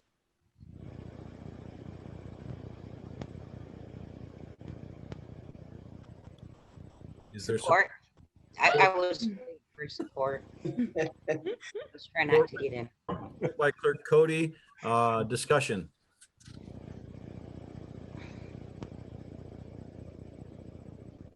Nobody's jumping up that I'm seeing. With that, Clerk Cody, would you do us the honors again? Okay, Bills, Yes. Rice, Yes. Milky, Yes. Hauk, Yes. Brown, Yes. Thering, Yes. and Cody, yes. Very good. Thank you, Clerk. Our next agenda item H, board adoption of the fiscal year 2021 appropriations resolution. I'm gonna put, Cody in there H first. is actually My apologies. Oh, yeah, the yeah. compensation. See, I knew I should have taken better notes. I had it as I messed up. All right, so item H is not what I listed, but rather I'm going to use the word compensation for the clerk. Is that okay? You're the one that did this. And with that, I guess, Treasurer Rice, I'll give you the floor since you asked for this to be on here. Thank you. So I've been wanting to get this on the agenda, or to discuss it anyway. As we all know, this year's been crazy. It's thrown a lot of things our way, a lot of loopholes. And our clerk has gone above and beyond. Some of you know this, some of you don't. But in the midst of all these thousands of applications, in that for absentee ballots and that kind of thing, our clerk took, and there were some people that could not leave their homes. She drove to them. She didn't have to do that. She drove to them to make sure that they had a chance to vote. Someone from Elma, who was in Elma, she drove to them to make sure that they had a chance to vote, to make sure that everything was followed and that kind of thing. And she didn't have to do that. I personally, she's worked herself to the bone. And that for very, very little. And I would like to see her have a one-time compensation for that this year. In doing that, we would have to amend the budget for the 2020 to make sure that it was in that budget. I don't know how anybody else is feeling about that, and I guess I'll, throw that out there, because I mean, this is a discussion topic that I, hope will turn into a motion, but I want to make sure everybody gets a chance to talk before I throw a motion out there or anything. So It would be nice to have a motion, but I did see Trustee Therian's hand up. oh, did you want a motion? I can do it. For discussion, it would be helpful, but go ahead, Trustee Therian. In knowing that this was going to be on the agenda, I did reach out to Clerk Cody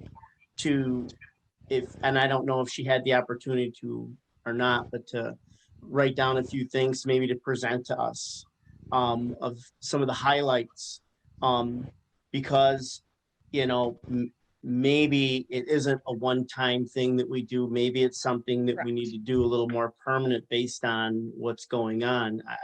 I just want her to be compensated properly, and I don't want to just say, well, every year this job, I'm sure, has grown and grown and grown, especially with population and with all the new election things that are laws that have come. And so I just want to make sure that we don't overlook that this is maybe something that's more than just a bonus, to give it consideration. So, and I sorry, Lisa, to put you on the spot, but I told you I was going to. So, And oh, go ahead. Sorry. That was it. Trustee Bills. I guess, because I'm new and I don't know what the clerk position entails. So I'd like kind of a baseline account of what the clerk's position has entailed in the past. And I know that it's changed and there's going to be permanent absentee ballots that are 3-4 times the normal amount from now on. So, I mean, if I could just, I agree with that. If we could just get a little presentation, that'd be great. Trustee Hauk. Yes, I just wanted to say that I've been to Council of Governments meeting or governance meetings. They're held on the third Wednesday of the month, and they're usually up at the county building. I believe it was in the February meeting this year. Obviously, COVID has shut those down, but I believe it was in the February meeting. They always have a guest speaker. And this night it was about township clerks. Deerfield Township's clerk got up to speak. Lisa was she was going to go that night, but I believe there was a meeting, maybe there was a planning commission meeting or something that you couldn't go that night. I can't remember, but they said you could that night because they wanted Lisa to speak at it.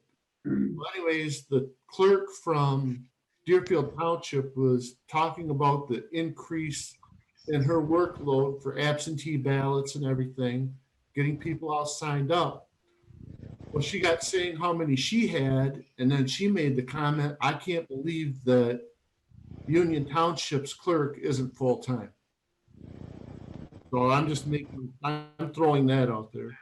I'm not sure that we need it to be full-time. That would be something that we as a board would have to decide and have Mark's input on it, but I'm just throwing out there what they said.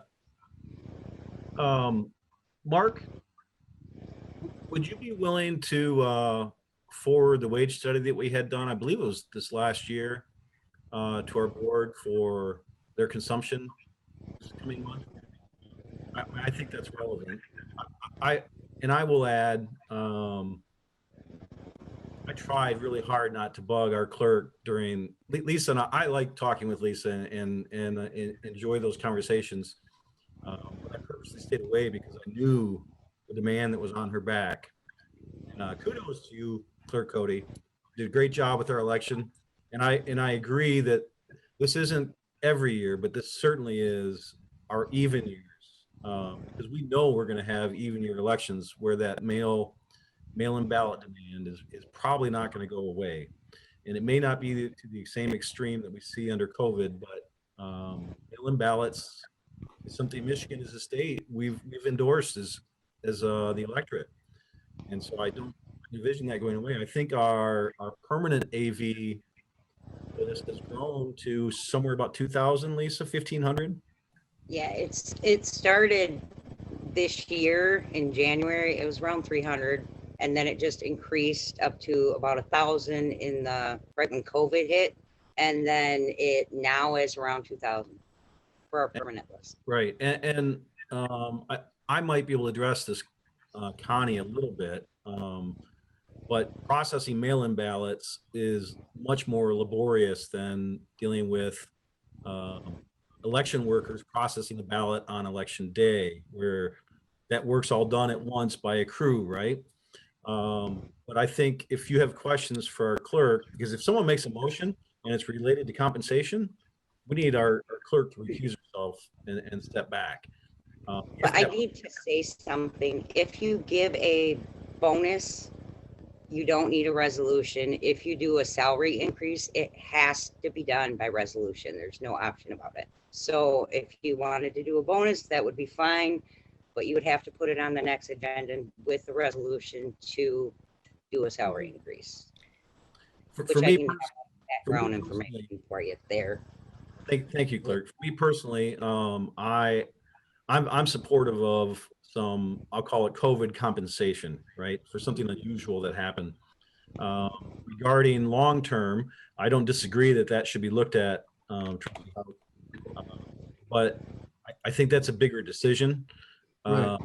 And I think especially our new board members need to be informed of, the wage study and what clerks are being paid. And that may be out of date a little bit now because of the mail-in process. But in any event, I'm not sure if Trustee Hauk or Treasurer Rice. I do have to recuse I myself. have it right here. Hauk was up before me. Oh, that's, Trustee Hauk? yes, I've got that wage study right here. Well, I'd like our other board members to have a chance to review and read it. Right, that's true, yeah. Yep. So if our manager would be willing to redistribute that, we can put that on a future agenda for discussion. Treasurer Rice.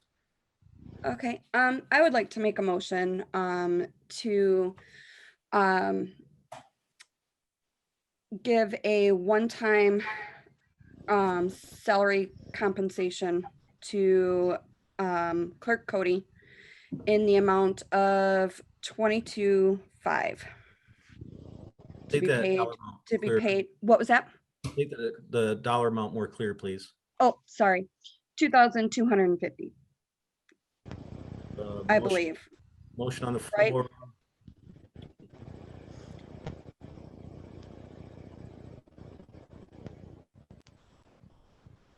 Is there support? There's support. There is? I missed it. No, I said, is there? That's what I'm asking. What's the normal salary? The way we came up with that, that's about 10%. I just want to get this right. I want her to receive what is right. And if a salary increase is the right thing, a yearly salary, you know what I mean in that respect, that it just doesn't go away. Because I just don't think the job of the clerk has gotten, it's becoming more and more than just. And if I may jump in, I don't think what the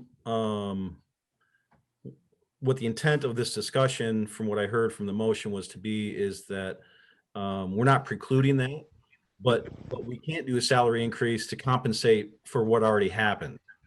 And I think that, and I'm speaking for our treasurer here, you can correct me if I get the intent wrong. I think your intent was to compensate for something in the past that would not be corrected through a salary increase. correct. Trustee Therian? Yeah, I'm not against looking at salary later. I just, in the now, I am wanting to make sure she is compensated for, you know, her job, what has already happened. I support the motion. Thank you. Trustee Theron, you still, I see your hand still up. I didn't Oh, want I'm sorry. No, I'm good. So then we are going to have this discussion later. I'm okay if this board wants to do that. Absolutely. We have the right to bring that up. Our manager is flagging us. Yes, Mark. I'd like to give you a little bit of context. And I will send out that compensation study to the board. You indicated something about the next agenda. I have no idea what that is. So without some of that direction, I won't have anything for you. The clerk currently gets paid $21,190. The 2,250 would be a 10.62% one-time lump sum payment adjustment. And I will point out that as recently as 2 years ago, the board did consider the payments of the trustees, the clerks, and the treasurers, and at that time made an adjustment to the supervisor pay, not the other one. So I will facilitate your discussion clerk pay, and what I'm guessing that should come out of that is we'll end up discussing all the board. Mark, you're breaking up really bad. Yeah, we can't hear you, Mark. Here, I thought it was me.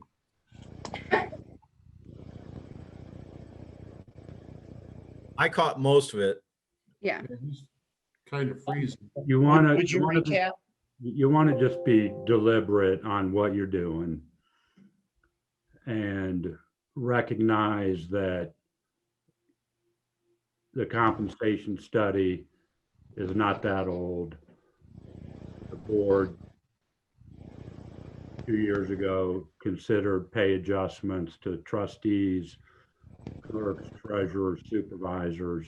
At the time, they made a change to the supervisor pay. And I just want to make sure you understand what you're doing and where you may be going. Thank you. Yes. So what I heard, and Lisa, you need to stay out of this motion, right?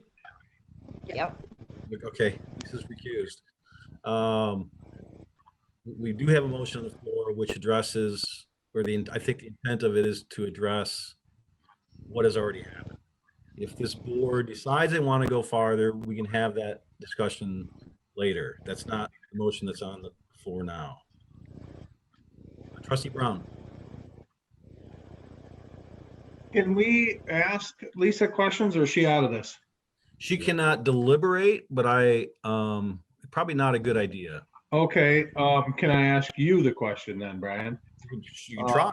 Because, I mean, you kind of know, you know Lisa's position, what she does.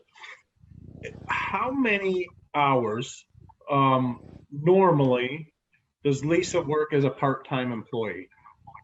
I think our treasurer and our manager probably can answer that better. Okay. What's the standard? She's there all the time. I mean, does she work 40 hours a week as a part-time person? Is that what you're telling me right now? Without the, I'm not talking election, I'm just talking standard duties. What's Lisa work? What's her hours? Kim Rice, Treasurer Rice, with all due respect, you don't know how many hours she's in here. Yeah. And I'm not prepared to tell you that right now either. She doesn't punch a clock. I wasn't looking for an exact, I mean, just a guess, 22, 24, somewhere in there, or 30. It depends on the week. Some weeks she's in here, all the time. Yeah. Other weeks, not so much. Other years, not so much. It all depends. I think that I think a one-time payment is very appropriate and deserving. And, I think you need to land on an amount. Yeah, But the number of hours, for instance, that you may work on any given week is not particularly relevant to what you're trying to figure out right now. I got you. So you don't have set hours. That is kind of what I was getting. You don't have. She doesn't punch a clock. Is what No, okay. She's in here all different hours, all different. Gotcha. And then I guess my second part of that question, where I was going to then, is when the election hit, all hell broke loose. We know, and Lisa Cody was working 24/7 for several weeks. I take it. Is it? I mean, am I fair by saying that? Well, not literally. Well, yeah, exactly. But I'm talking like 14 hours a day. Yeah, everybody was working a lot of hours. No question. Exactly. Lisa was putting in a ton of time. Okay. Yeah, and know that our staff. To the point that we brought in additional help. Oh, did you? Okay. And see, well, I didn't know that. Being new, I'm just trying to get a grip here, and Lisa does deserve. Lisa deserves something. Connie didn't second that out. You guys to decide how much. I got you. But just keep in mind, I mean, it's fairly simple. Yeah. Question. I think you just need to get. That's why I told you her current salary and the percentage. Thank you. I appreciate that, Mark. I appreciate it. I do see Trustee Therian's hand, but I'm going to try to bring us back. And it's really reiterating what our manager just said too, is the motion before us is about a one-time compensation.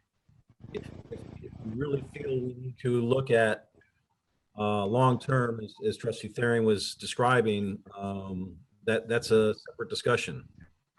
Yeah. Got it. Is that something we're allowed to have? We can discuss anything we want to as a board. It takes either the supervisor or two trustees to bring something to the board for public discussion. If we so decide, make a decision, whatever that would be, then at another meeting, does it make it so? Does it make it good to? I apologize. My inexperience, I'm not asking it properly. So my apologies to Lisa and to the rest of the board and Mark. I just want to get this right, is what I want to do. To try to answer what I think you're getting at is, yes, if you and another board member feel it's necessary to have that debate or look into something, you have the right to do that. That there are mechanisms to make that happen, right? Just like this issue got on this agenda tonight because there was multiple board members that said we want to talk about it. Right? Does that help, James? It did. Had it been on paper earlier, we might have been able to put together the information we were looking for. Correct. This got missed, and I think there was communication that this got missed, which why I felt it was perfectly reasonable for Treasurer Rice to bring it up, because we did have that support in the last meeting for it. So, Trustee Houck. Okay, I'm the one that got us off track on this. We have a motion on the floor that Kim Rice made. It was supported by Connie Bills. I'm the one that got us off track. I'm the one that I brought up something that's not relevant to this conversation right now. When I talked about what the township clerk's meeting said, okay? We've got a motion on the floor. Treasurer Rice. And I just wanted to say, the dollar amount, if that's what's holding people up, that's not, I just put a number out there. I was thinking in my head between this range and that, but so I mean, if I'm willing to amend my motion if someone, if there's support saying, hey, I can't do that, but maybe this. So, Anyone else?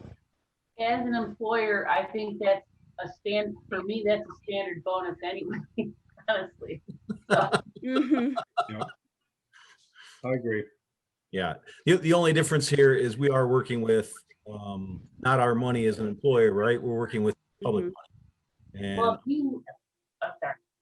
I say our first job is fiduciary responsibility and taking care of. But I can make the argument that it's a responsible thing to do, but do we have any other comments? Someone would like to call a question, or I'm gonna, not seeing hands. Call the Uh, vote.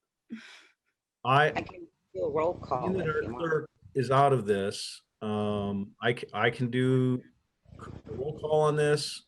I or- can still do a roll call if you'd like. I just can't vote. Do I need to restate my motion? Sure, just for clarity for the record. Okay. That I would like to see, or I don't know if I need to retract my motion and restate it, but I would like to see a salary compensation for Clerk Cody payable this year in the amount of $2,250. That's what you supported, Trustee Bills? That's correct. All right, we have a motion. Clerk Cody, would you do roll call and exclude yourself, please? Clerk Cody is recused. Supervisor Milky, Yes. Treasurer Rice, Yes. Trustee Howe, Yes. Treasurer, I already You guys did. had me. Trustee Bills, Yes. Trustee Thering, Yes. and Trustee Brown. Yes. Now, really quick, I did mention, oh, sorry, you have to say the results first, but. I heard, you miss it. 6 passes. One Um, recused. Okay. Treasurer Rice. I did mention at the beginning of the meeting that if we were to do this, the budget, we're currently, the budget is currently over because we had already approved the budget for this year. So we would have to take and amend the current budget to include the $2,250 for Clerk Cody. If I can make some assumptions that are. I believe, I make it mean, we happen. can ask Sherry Teal if we need to, but for the 2020. Mark, would you be willing to make sure we have, we're all good there? Did we lose Mark? No, I'm here. I'm just thinking. The budget's approved at the department level. I don't have authority to amend the budget if it's needed. Sherry, do you know if a budget amendment's even needed in the clerk department if you add $2,250 to it? I believe we would need a budget amendment. After the last budget amendment number 2, we cut things pretty close. Okay, then I would suggest you amend your Yep. budget for the Yep, clerk so- department by $2,250. So moved. There's a motion to amend the budget to support the previous motion. We Yeah. have support. I support. Sure. Sorry, who, Connie, was that you? Bills? Yes, sir. Trustee Bills. So we have a motion on the floor to amend the 2020 budget to allow for the previous motion, supported by Bills. Discussion? Sorry, I didn't include that in my previous motion. Seeing no hands. Clerk Cody? Can I vote on this one now? I was having the same thought. I think it's to amend the budget. I'm fine. Yeah. I don't think you need to. I mean, to be safe, you don't Okay. really need to. Can I ask another clarifying question, Supervisor? Yes. Sherry, is the 2,250, you think, sufficient when you include the other township expenses that'll be related to that? Social Security, Medicare, et cetera. I believe so. Okay, thank you. Thank you, manager. All right, Clerk Cody, did you decide whether you're recusing yourself or joining in the vote? I think this isn't directed, it's just a budget amendment. I believe so. I believe so. Okay, would you do us the honors, please? Trustee Thering, Yes. trustee Bills, Yeah. trustee Hauk, Yes. trustee Brown, Yes. clerk Cody, yes, supervisor Milky, Yes. and treasurer Rice. Yes. Thank you, clerk. And I'm not Thank you. saying thank you for the roll call, but for what you went through, I know it was a lot. You did a great job. Thank you. Thank you. Yes, thank you, Lisa. Thank you, Lisa. Thank you. No, thank you. All right, now with that, we're on item I, which was previously item H, if I have my agenda correct. In which case, that's board adoption of the fiscal year 2021 appropriations resolution covering the following funds: general fire, special assessment, East DDA, West DDA, 2% grant, sewer and water, and as well as the fee schedule and millage rates. Manager, do you have any introduction you'd like to give this? Yeah, just a couple of points. The Uniform Budget Act and Public Act 359 of 1947 requires that the budget for the next fiscal year be adopted no later than December 31st, 2020 in this case, for the following fiscal year. The township has properly posted and held the public hearing for the budget. Study sessions were held on November 10th and December 7th. And the recommended budget, in the opinion of the administration anyways, directs resources to the advancement of the ends policies as outlined in your governance manual. And that's all I have on the item. Before I turn it back to you though, Supervisor, I'd like, I guess, but I need to step out of the meeting for a moment. So I think you can just continue on. I'll be back in 3 minutes. Can we take a 5-minute recess? Can I make a motion to take a 5-minute recess? I think that's a great idea. Is there support for that? Support. Mark? Let's do it all in favor. I'll count. I'll start the count. All right, so Come back at any direction? 9:35. 1, 2, 9:35. 9:35. Thank you all. Come back. Thank you. Be right back.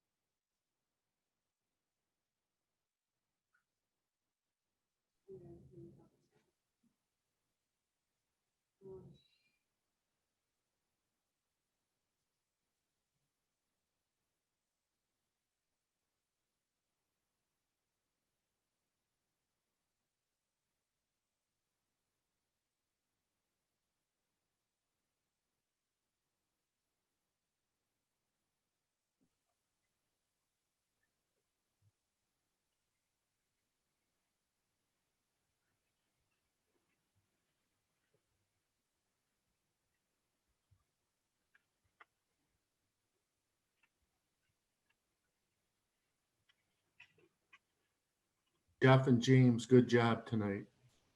Hey, thanks, Bill. Thanks, Bill. We're kind of getting my feet on the ground a little bit now, more. It's kind of nice. Connie, good job tonight. Thanks a lot. I appreciate it. Brian, well done. Yeah. Slow and steady, slow and steady. We're coming into it, so. Hey, James, did that training take the whole time the other day? It did. I didn't finish till 9:30. Oh, But I'll tell you, have a pen and a paper because every once in a while, they're gonna say something and you're gonna write it down. And I mean, I shared a couple of things with Brian, procedural wise, and I learned, and you'll get to ask questions. Your question may not get answered, but they will email you. You can't ask a vague question because they'll email you with a vague answer. You almost have to be pretty specific. okay. But it was very good.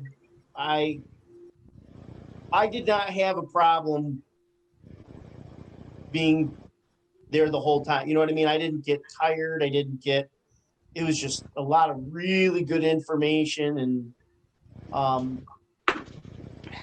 did you go tomorrow? Yeah, tomorrow. Yeah, I just thought, I thought Mark said it was till 4:30, so I scheduled an appointment, which I already canceled, no problem. I just didn't realize. It'll go to all of 5. It will go to 5:30. It's action packed. You do get breaks, but it's good. You can't help but watch what's going on because they feed you information and they just keep feeding you, and it's good. You gotta be hungry. Yes. That's all good to hear. All right, it is 9:35. I see that I think all 7 board members are back in attendance. With that, I believe our manager has wrapped up his introduction to this, yep, I'm getting a nod. So with that, we have a proposed budget before us. I'll open the floor to motions or discussion.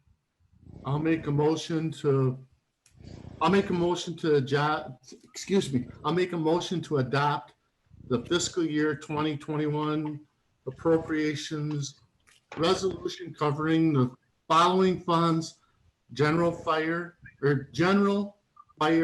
special assessment, EDA, East DDA, West DDA, 2% grant, sewer and water, with the exception of delaying the purchase of a $425,000 vac truck until we have further information to support the purchase of this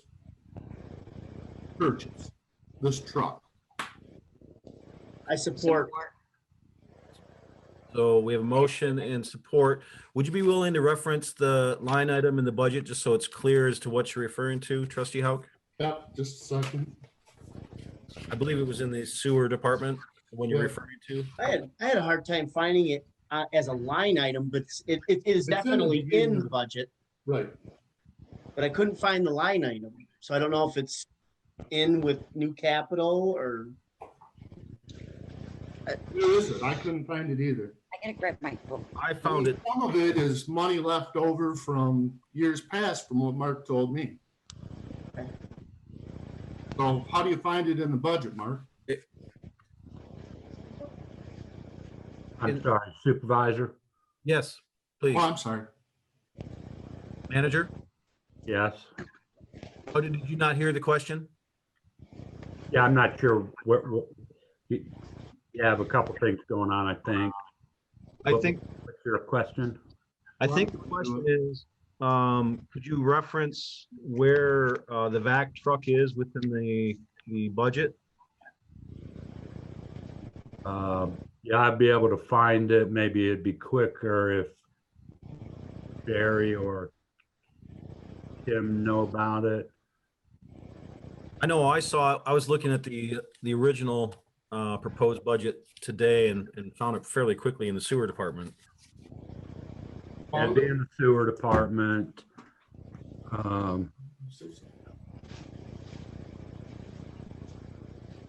just, The, Trustee Hauk, I wanted to make sure that it was Oh, clear. no, I got it here. I mean, looking at the sewer right now. But Sherry? I'm trying to get to that page. Just a Right. second. New equipment purchase in the sewer department, Do you have an account number by chance? 590, 536, 977. Thank you. And so recall that your appropriation resolution, you approved budgets at the departmental level. So you'd be amending, I guess your motion would really be to amend the recommended budget in the sewer fund at department, what was it, Kim? 590, 536. Department 536 and Fund 590. Reducing that recommendation by $425,000. You don't approve the budget at the line item level. Thank And if the motion passes, we recognize what that amount's tied to. I should have been a little more prepared. I'm sorry. We would not, we would certainly not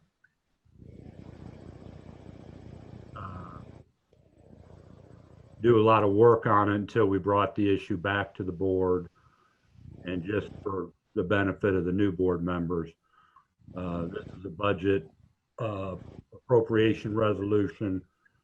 A purchase like this, really anything over $10,000 would come back to the board.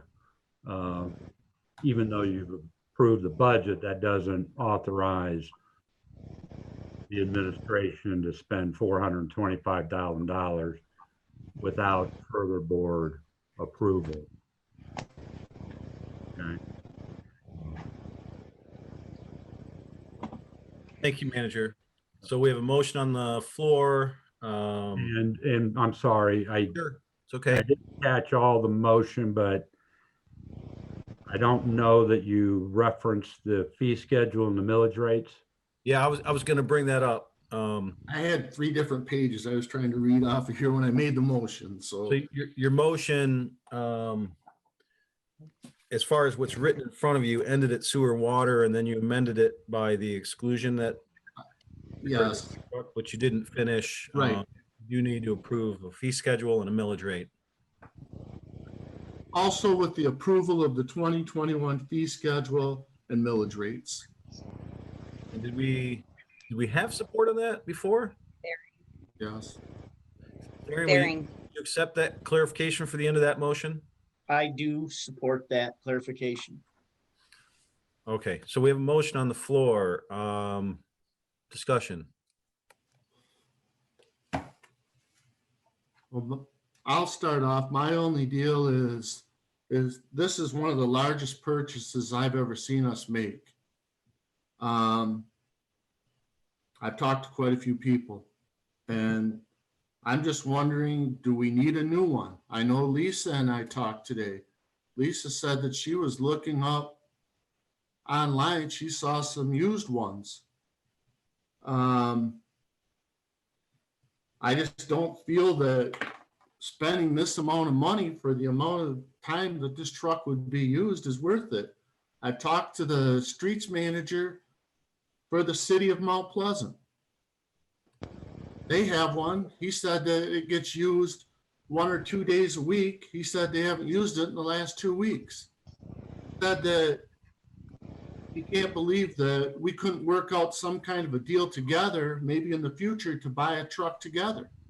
He said they rent theirs out. They just don't have enough use for it. Their system is many times larger than ours. We don't have a streets department. They have a streets department. They use it in their streets department.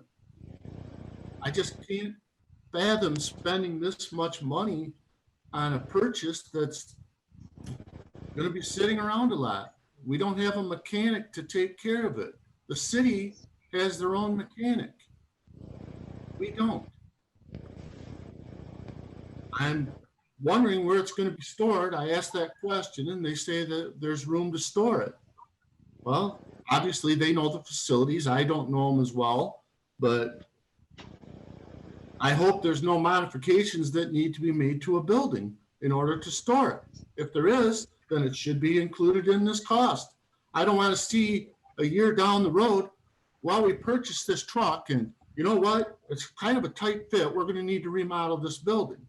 I mean, they're a large piece of equipment. Trustee Brown knows more about these pieces of equipment than I do. And I'm sure he can speak on it if he wants, but that's just everything I've done. I mean, I've talked to many people, many excavating companies. They just can't believe that we're going to spend this type of money for something that we very rarely would use. That's all I have to say. Thank you. Trustee Bills. First, I'd like to say thank you very much, Bill, for all the research you did into this subject, and I really appreciate that. Thank you.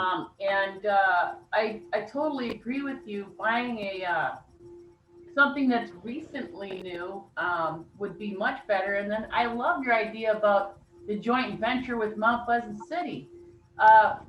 You know, the way Mark presents it, it's more than half time that we need it. You think they can spare it for halftime, you know, as far as halftime use?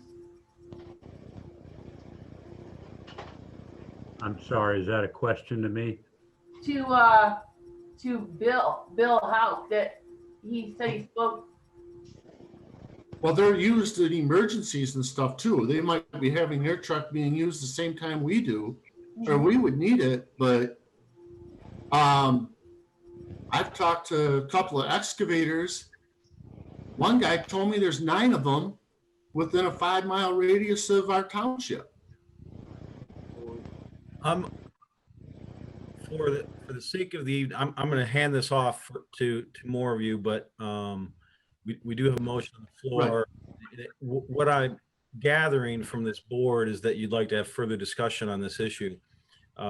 Future, yes. So if you can be brief in this now, I think there might be an opportunity later to have more in-depth conversation, but Clerk Cody. I mean, I did look up some trucks, but the biggest thing is if you buy out of state, they're a lot cheaper. I don't know why, but I looked up, like in the state of Michigan, they're 450,000. I mean, they're very expensive. And then you look, the same exact truck is about half the price out of state. I don't know how much it costs to drive one back out this way, but I mean, that's also something we can look into. I found one that was only 2 years old.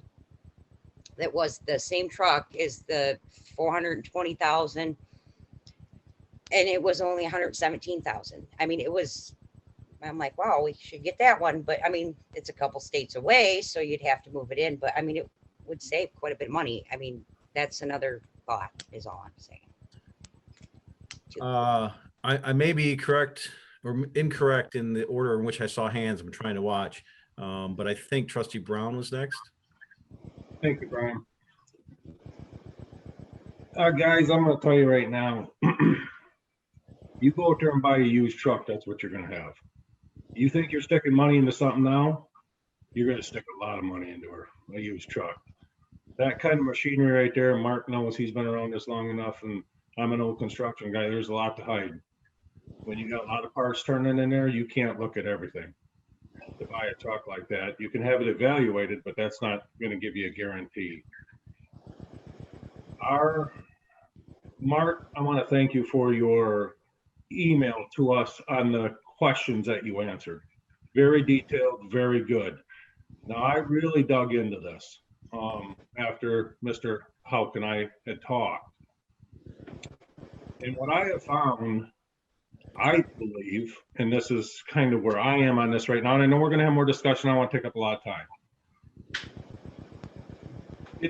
It's a numbers game, and it is not feasible to rent on the number of hours, even if it's 18 hours a week. You're talking 3 days. If it's 20 hours a week, we cannot rent a truck. It's $250,000 a year, guys, to rent. So we need to take a serious look at this. And we do have an infrastructure that needs to be taken care of. And we have a machine that's 22 years old right now that they're doing it with. Is that what we want our staff to be working with out there? So we need to take a serious look at this. I know it's a big dollar, guys. I know it is, but we bring in a lot of money in this township and we cover a lot of infrastructure. So this is a serious decision. One, to take it away from the township or not to give it to the township. So I'm for further discussion, but that's just my point. Thank you. Thank you for listening. Trustee Therian. I'd just like to thank Mark and the staff for, again, what Jeff said, for putting together some information for us. I don't know that I would necessarily be in favor of a used piece of equipment. Something like that to me just sounds like every little nut and bolt is $1,000 to consider. So if this is something that this township needs, then so be it. It's just I've never been afraid to spend the money. I just want to make sure that I'm getting what I'm paying for, and it's exactly what I need. So a purchase of this nature, I would definitely would require some more discussion, maybe a little more detail into the amount of use and so forth. It was kind of touched on with the information that was sent to us. So thank you. Yeah, I appreciate all the comments too. I certainly have feelings. I don't feel well educated enough, those were some excellent questions you put out, Bill. And I do appreciate the answers. But I feel like for me to really have a true discussion about this, we're lay people, right? With the exception of maybe Jeff, who uses them out in the field.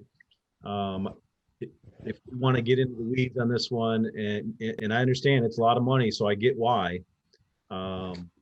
We may need to do our due diligence and school up so that we can make an informed decision. But with that, I think we're all in agreement that we'd be happy to have this discussion later, right? Yes. And so I'm gonna I'll allow some more here, but I want to try to move on, knowing that we'll have that opportunity. Trustee Bills. So Mark said that we bid that out.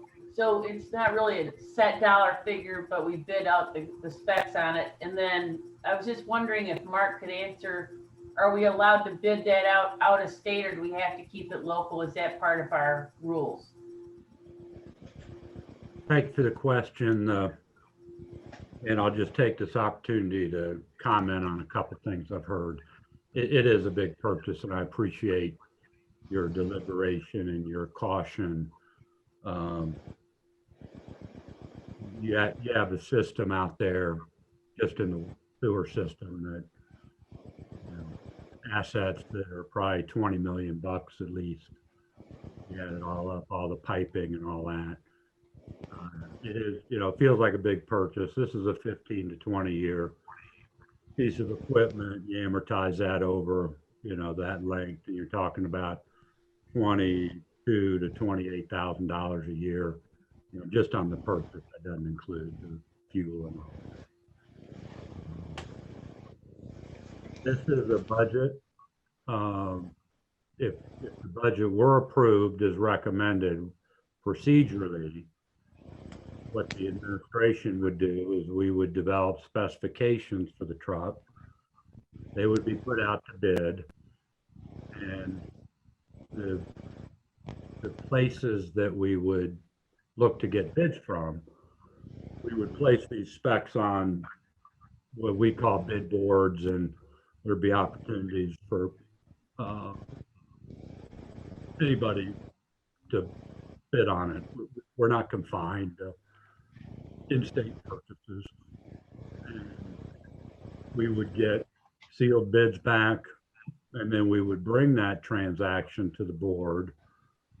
Just like we did with the Konwinski thing, there'd be a write-up and all that. There'd be, the bid results back to you, and you'd have an opportunity at that point to decide whether or not you want to approve the purchase. So I'm just trying to make the distinction between actually approving the purchase and approving the budget that would create the appropriation, but does not, without further board approval, allow administration to go out and spend we can't spend $15,000 without bringing it back to the board. Are you done, manager?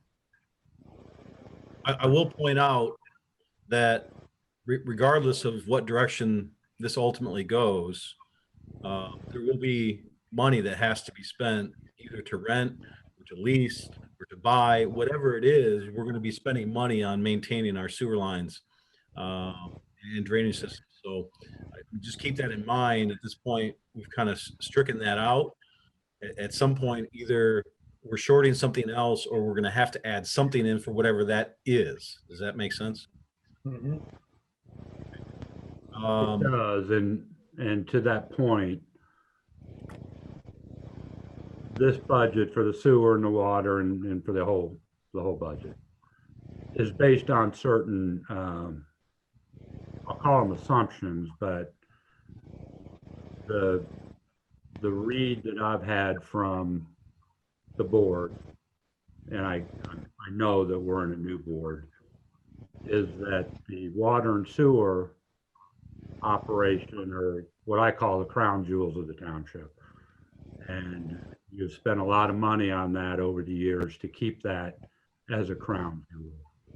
And so these recommendations are based on an assumption that you want to continue to maintain that posture. Cody. I just think making this big of a purchase right now with COVID, the economy, everything, I just think it would be better if we waited until we find out what's going to happen next year. I mean, we have no idea. And it's a lot of money to spend on a truck. But All I right. mean, Sorry. Yeah, go ahead. Nope. I was just going to move it. Trustee Brown? No, I'm sorry. I didn't mean to hit that. Trustee Theron, we're going to try to wrap this up. Yep, I just want to, if this is something that we must have it, whatever that answer is. So I think if there's any type of presentation, that needs to be in with it along the lines of maintaining our, as Mark put it, crown jewels. If that's a must have, if we can deal with what we got, so be it. But if this is the must have, then that's pertinent information that we need to know. Thank you. Yep. All right. Not seeing other hands, I guess what I'll ask of this board is to begin to think about what information you feel you need, obviously, we'll move this along, and when we're ready, we'll ask staff to provide the information that we, and they may provide some information that they think we need too. But with that, it sounds like we can deal with that in another day. So we have a motion on the floor. We have further discussion at this point. Seeing none, Clerk Cody, you're up again. Clerk Cody, yes. Trustee Bills, Yes. Trustee Hauk, Yes. Treasurer Rice, Yes.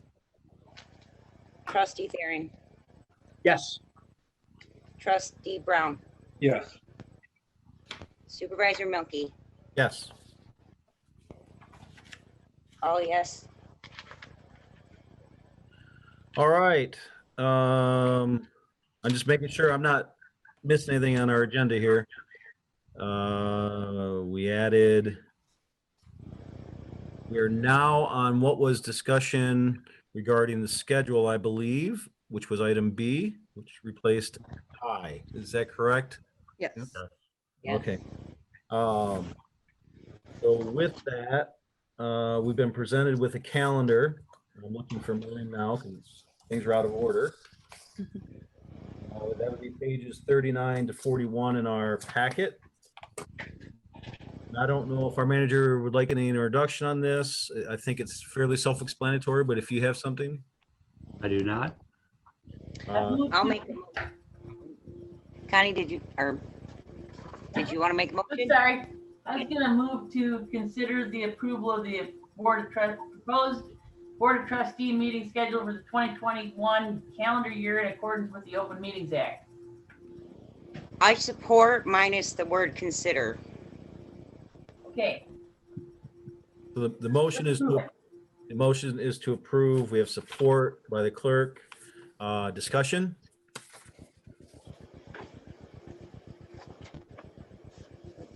I'm seeing no hands. Wave if nothing.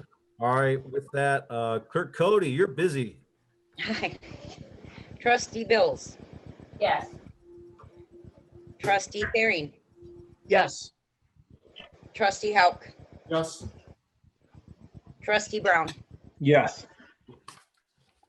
Treasurer Rice, Yes.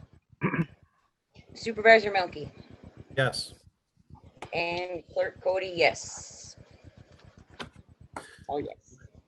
Okay, in our last training, I'm just going to highlight, I don't know if you really understood what Susan Radwin was describing when she was talking about the oversight documents that we get in policy governance.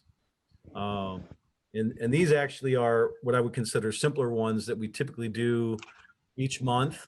So you've looked at that schedule in the back of the policy governance.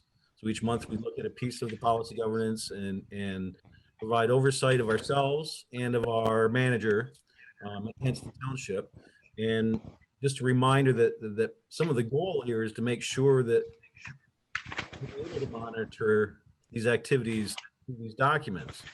And so there are ways in which we can improve them. That's what we should always be looking at too. So with that, I'll hand this off to the manager for introduction if you'd like. Thank you. And so this is in December of each year, one of your jobs is to review compliance with, as I said, a variety of policies that are in your governor's policy manual.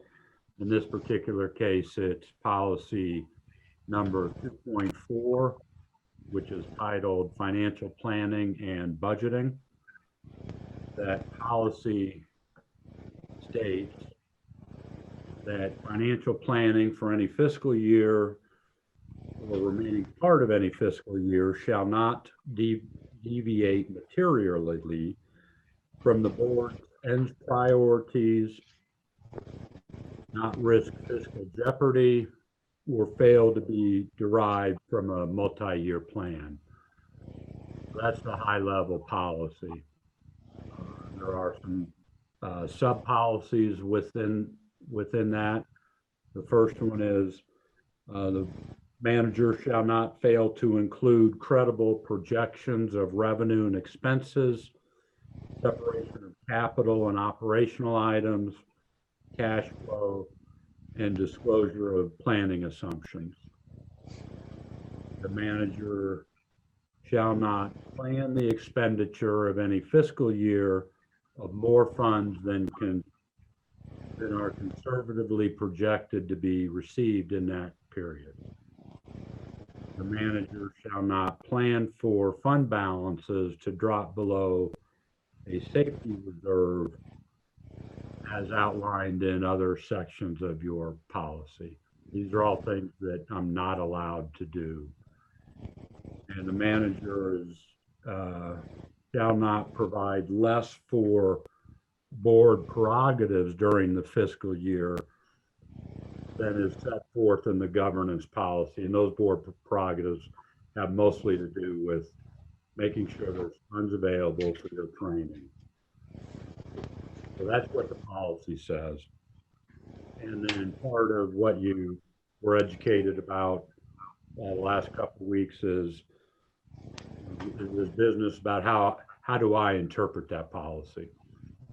And I interpret that policy to indicate that the board wants to ensure financial stability by requiring that the manager, not fail to use reasonable revenue expenditure projections when developing, monitoring, and amending the budget.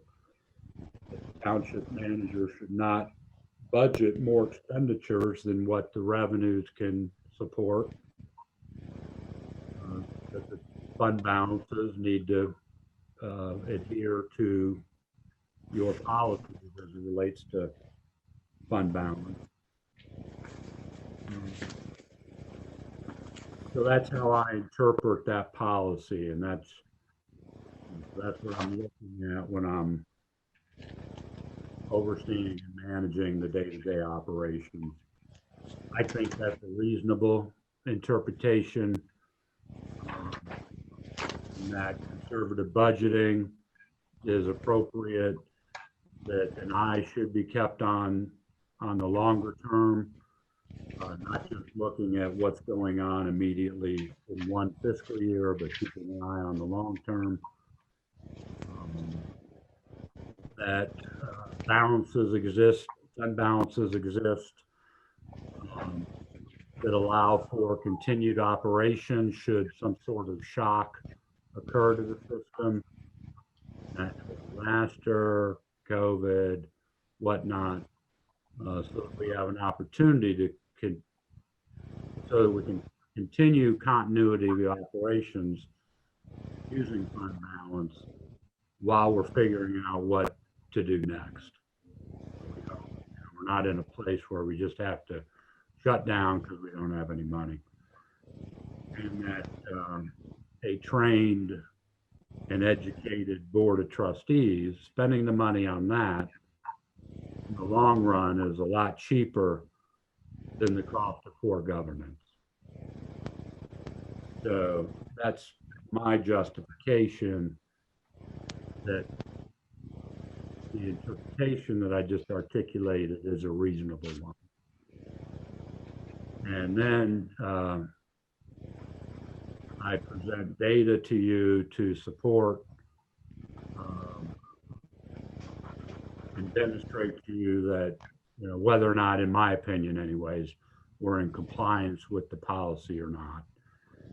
And I will point you to the current 2020 fiscal year budget and the proposed 21 budget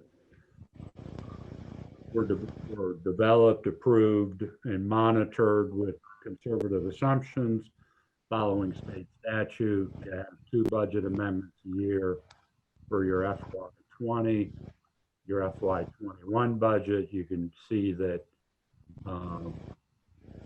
just looking at some of the graphs in the back, we'll keep an eye on the long term. We have long-term projections in there. that we report out to you on a monthly basis, the cash flow data. There's another policy that we're required to adhere to, 2.5.10. That requires monthly reporting to you. That was done every month during 2020. The 2019 audit from an outside perspective now, those financial statements were audited for fiscal year 2019. And we received a clean audit as reported by the Township auditors. Those results demonstrated or showed that we were not in any fiscal jeopardy. So in my opinion, we are in compliance with the policy. Thank you, and I'll turn it back over to you, Supervisor Melke. Thank you. So our job now is to, on page 139 of your packet, right? Kind of go through and answer these questions together. So I'll ask the first question. Was this report submitted when due? I did check the calendar, and it was December that this should be in front of us. It was. Issues with that? Yep. Yes. Did the report lay out the manager's interpretation or an operational definition of the policy? It Yes. did. Yes, it did. Is the interpretation justified, or is proof provided to explain why the interpretation is reasonable? It was. Yes. I would only clarify, Mark, maybe next December on this question. I didn't know if I was answering yes to the first one, or the second part of the or if it should be an and. You follow me? Yeah, I follow you.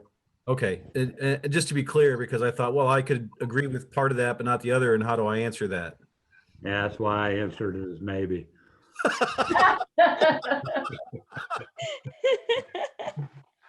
Okay, and that's the computer scientist in me coming through. When I see an or, I always assume, well, the answer is, of course, yes. One of those may be true, or maybe. Anyways, there was no objections from the board on this issue? Okay. Was I convinced that That in the form? Yes, no, not in the form, as far as, feel like the interpretation was justified. Right. I mean, should we have the form changed a little bit so that we're not doing that? Like, oh, hey, you know, it could be justified, but is proof provided? Right. Are you 'Cause comfortable? otherwise, yeah. Are you Yeah, comfortable? and I'll work on that. That has to do, I think, in my mind, with a little bit more data, Okay. different types of data. Were we convinced that the interpretation is justified and reasonable? Yeah. Did the interpretation address all aspects of the policy? It did. Yeah. Yes. Agree? Agreed. And then does this data show compliance with the manager's interpretation of our policy? Yep. Yes. The only comment I'll make there to our manager on this is in the data section of your report, it doesn't really address fully the, let me see what, 2.4.4, even though I know you're in compliance of that because we see it in our 2020 budget, and we've also approved that in our 2021 budget, and that has to do with the basically training for our trustees. Right, and there was, I think, quite a bit of funding available in the training budget when the budget was originally adopted. It stayed there during budget amendment number 1, and then we got down to budget amendment number 2, and none of that money has been spent. I don't spend it, you guys spend it. So in the budget amendment, it went away. Thank you. Okay, that makes sense. So I'll just ask a question. There's 2 questions before us that are a little more free form. Anybody want to address any of these?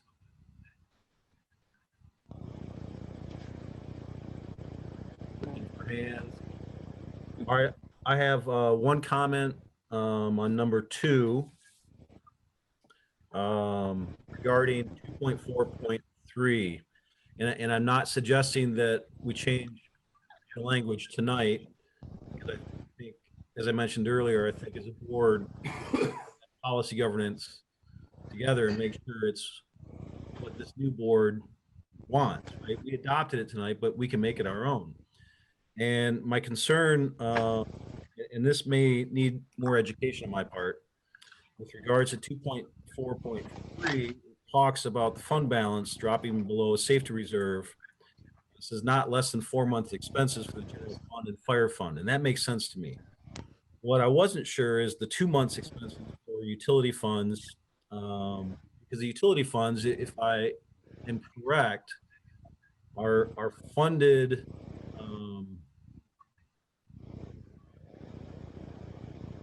because of the capital projects we have and the cost of that. I'm just not sure 2 months is reasonable. I agree.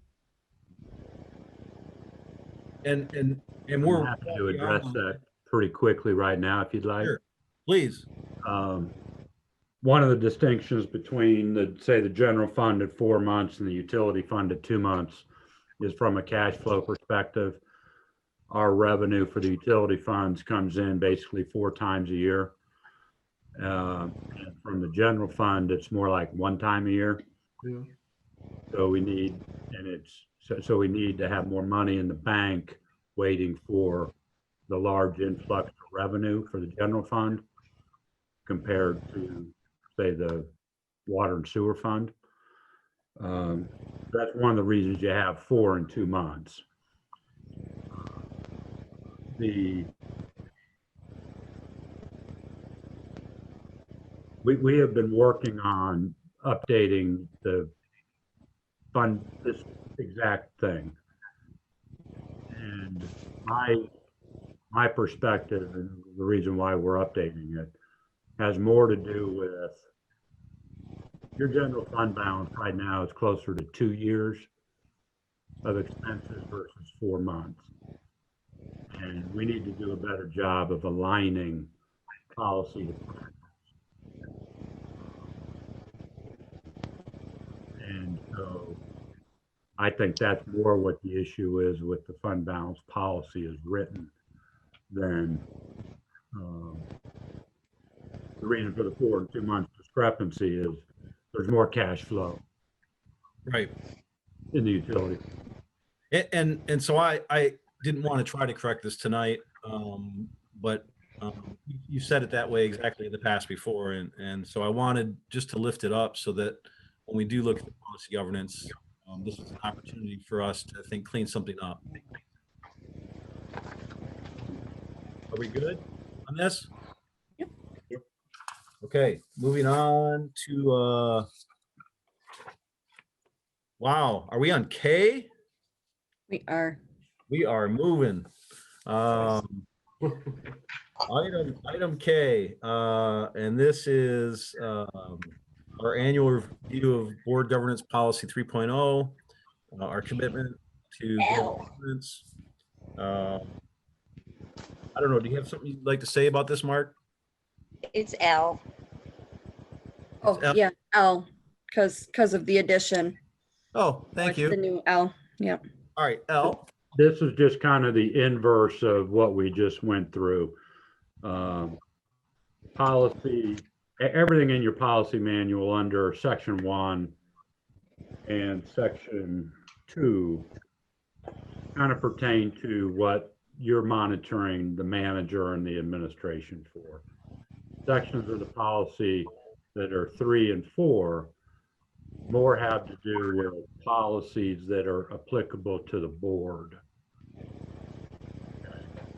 So when you're going to evaluate policy 3.0, instead of looking at whether or not the manager's in compliance, you're kind of looking and going, are we as a board in compliance?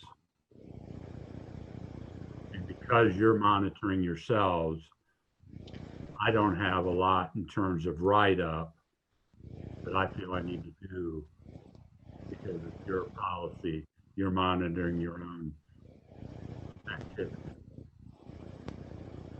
I normally kind of state the policy just to help orientate the board. The policy states the purpose of the Board of Trustees on behalf of the residents of Charter Township of Union is to see to it that Union Township, A, achieves appropriate results for appropriate person at an appropriate cost, and B,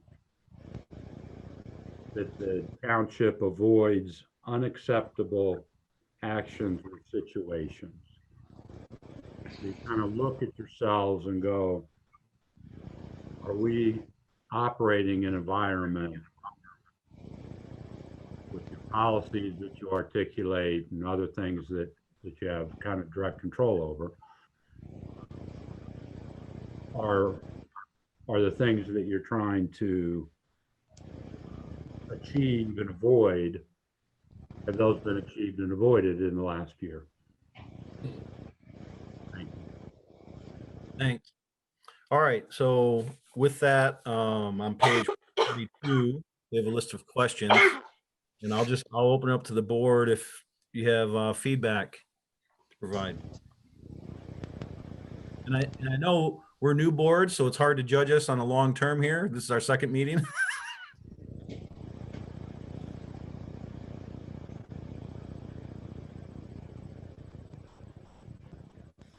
I think we're in compliance. I would agree. I'm fine.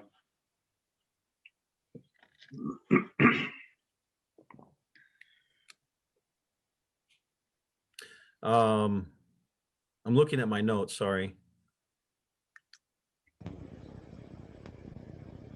Yeah, I don't have additional comments either at this point. Any further discussion? All right, seeing none. We'll agree that we were in compliance at this point. Seeing no more discussion, we'll move to extended public comment. Extended public comment is restricted to 5 minutes regarding any issue. This is an opportunity for comments only. Questions of the board will not be answered at this time.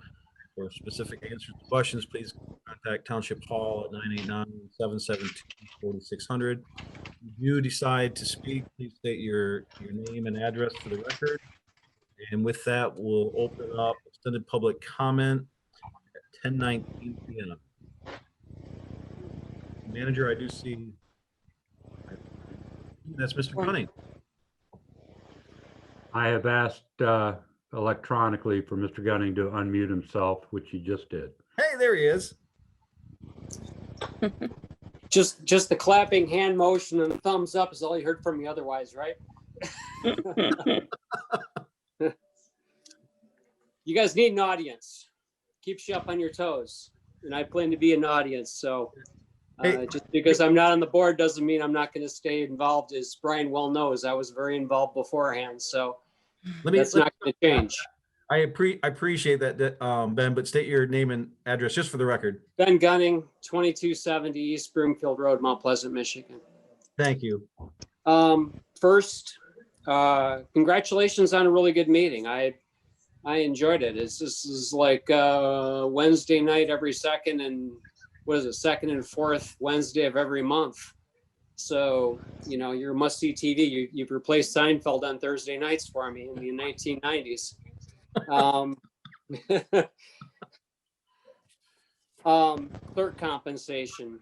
A one-time is fine, but in reality, the job needs to be looked at because there's an incredible amount involved in it. And we had talked very extensively in the last board about compensating the clerk's pay for the job.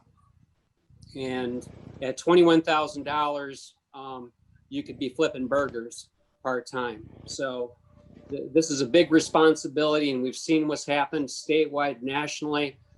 The attacks on clerks and Secretary of States over the elections and results, and the fact that our township clerk has done a fabulous job of making sure that She checks signatures.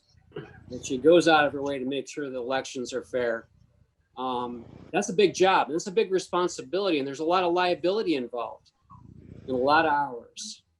And I'm sorry, but that 23,000 and whatever dollars this little increase made does not compensate her for what her value is. And so I want this, without a question, to be a 2021 subject for this board in the first meeting, is let's get this person properly compensated. The ordinance involving late fees. You all got my letter. I asked for it to be read into record. Obviously, that was not done, which I'm a little disappointed in for the second time.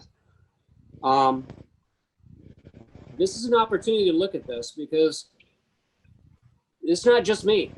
I'm just the only voice. There's a lot of people in the background.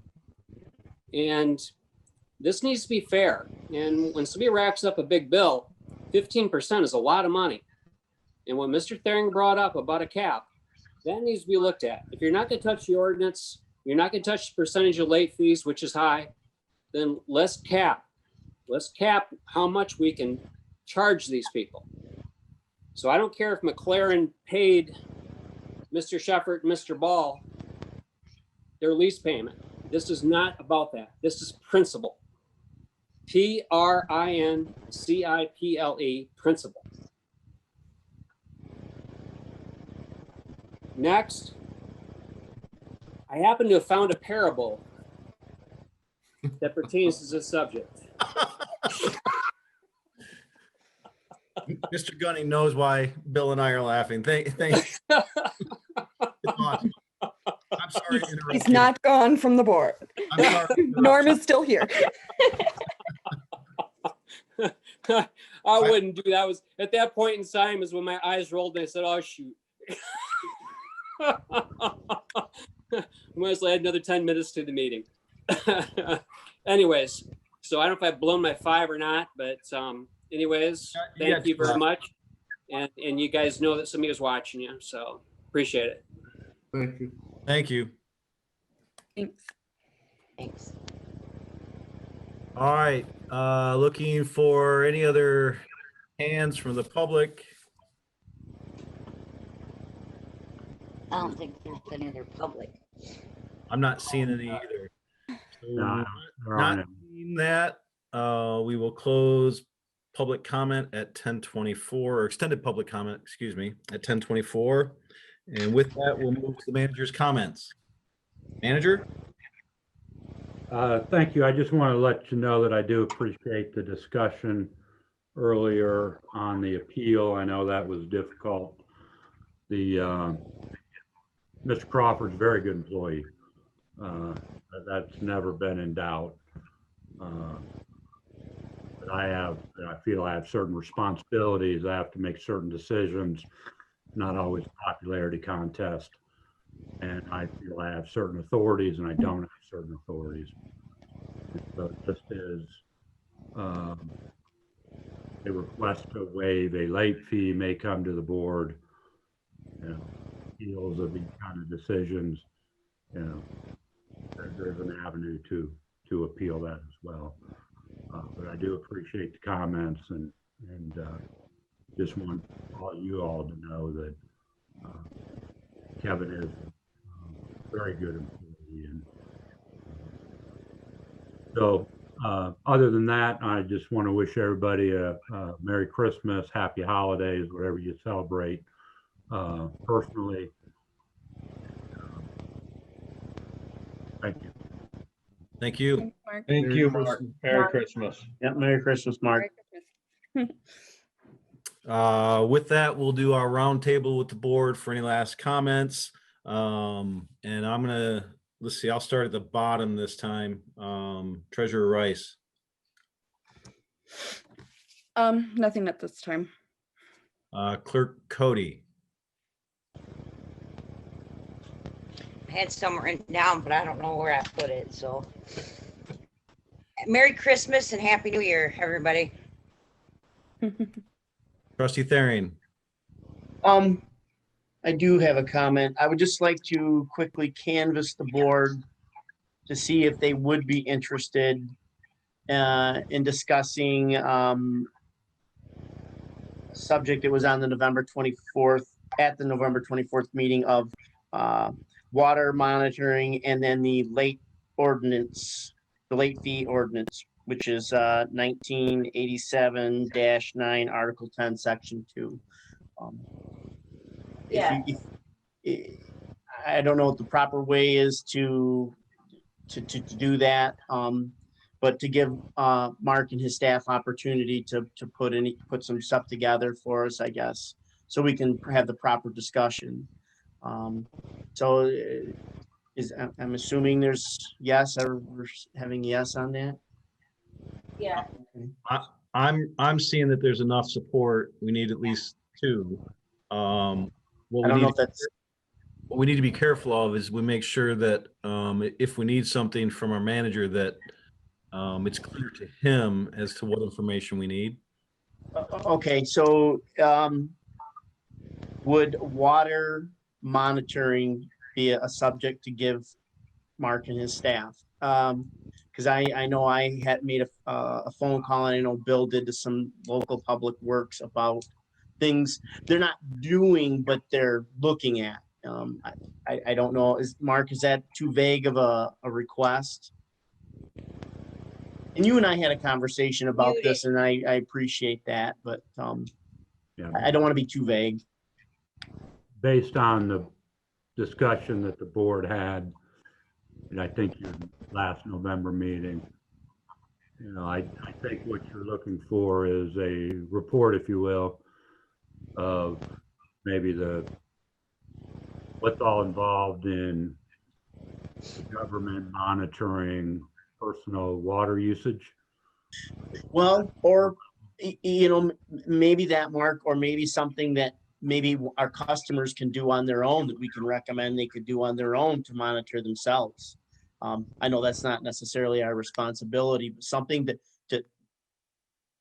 expands our discussion, I guess. Yeah, okay. No, I think I can put something together for you. The fees is fairly easy. You want to know whether it makes any sense to charge what the ordinance is charging, and we'll give you information on that, pros and cons, and with both of them. Yeah. You end up seeing recommendations from the administration. You guys, you can do with those as you wish. But it's not normally my method to just dump a bunch of information on you and go, good luck. Trustee Bills, did you have something to add to this particular item? And I think, you know, part of it was just kind of the system, the total system monitoring of water.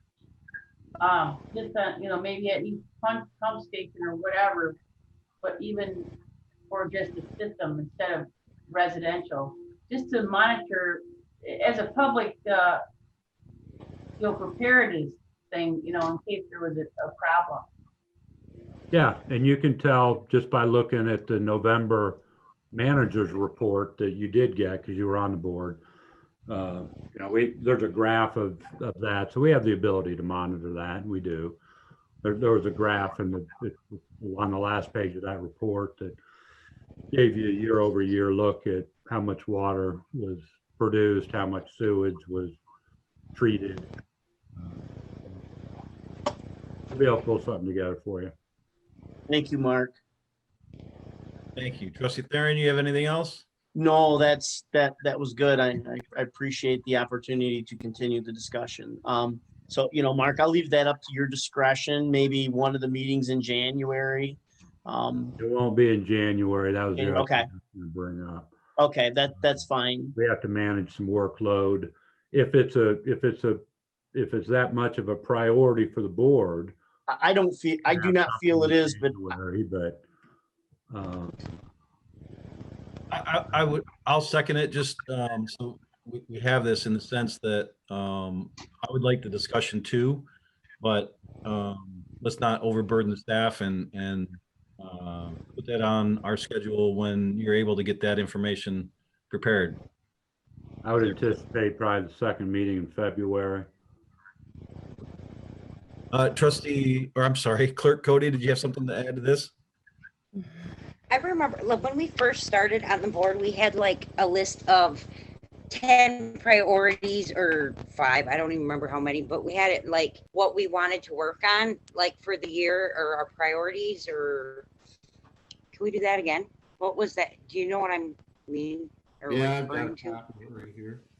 Yeah, and my hope too, Lisa, and I was trying to get to this a little bit, is beginning to look at the policy governance at the end, and then use that to help drive what our priorities should be, too. So that was my hope, is that we get to that. So I would agree with you, Lisa, that we need that. We need that direction from ourselves. And I think we ought to give ourselves some metrics to measure our performance. And I want to say that in March, and you've done this every year. Yeah. You did it the first year, and each subsequent year, you know, it's gotten a little less focused. But I want to say it's the March, April timeframe that you do this, and it's actually part of one of your policies. And what that does is that kind of kicks off the results of that exercise drive the development of the next year's budget. Yeah. That's a reasonable time frame for me, Lisa. Yeah, I just remember doing it. I just wanted it to be that way the new board members were aware that we did that. That way we can kind of put our highlights and things on that. Great.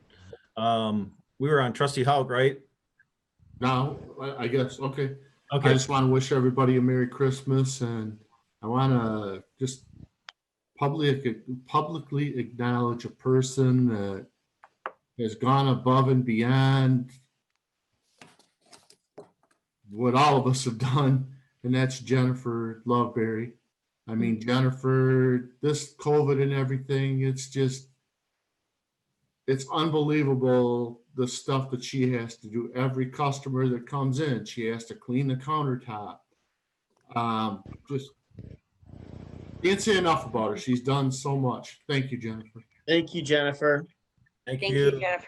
Thank you. Trustee Brown. Merry Christmas, everyone.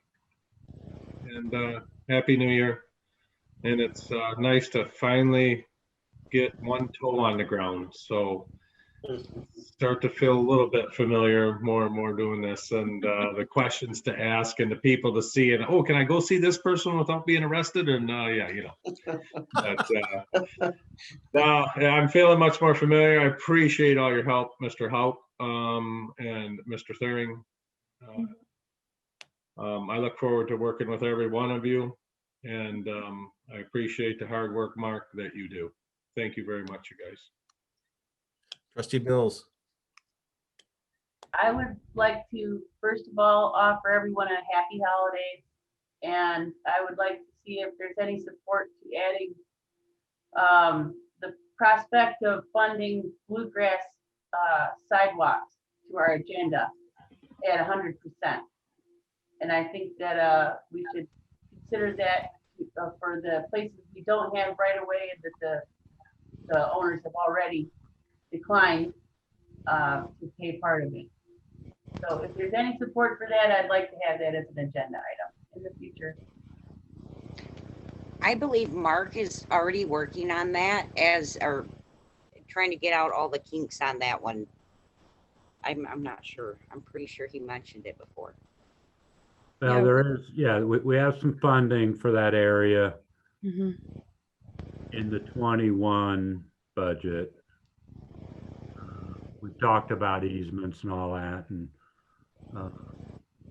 to the extent we have sidewalk funding in 21, it's at a level that you just approved the budget for about an hour ago.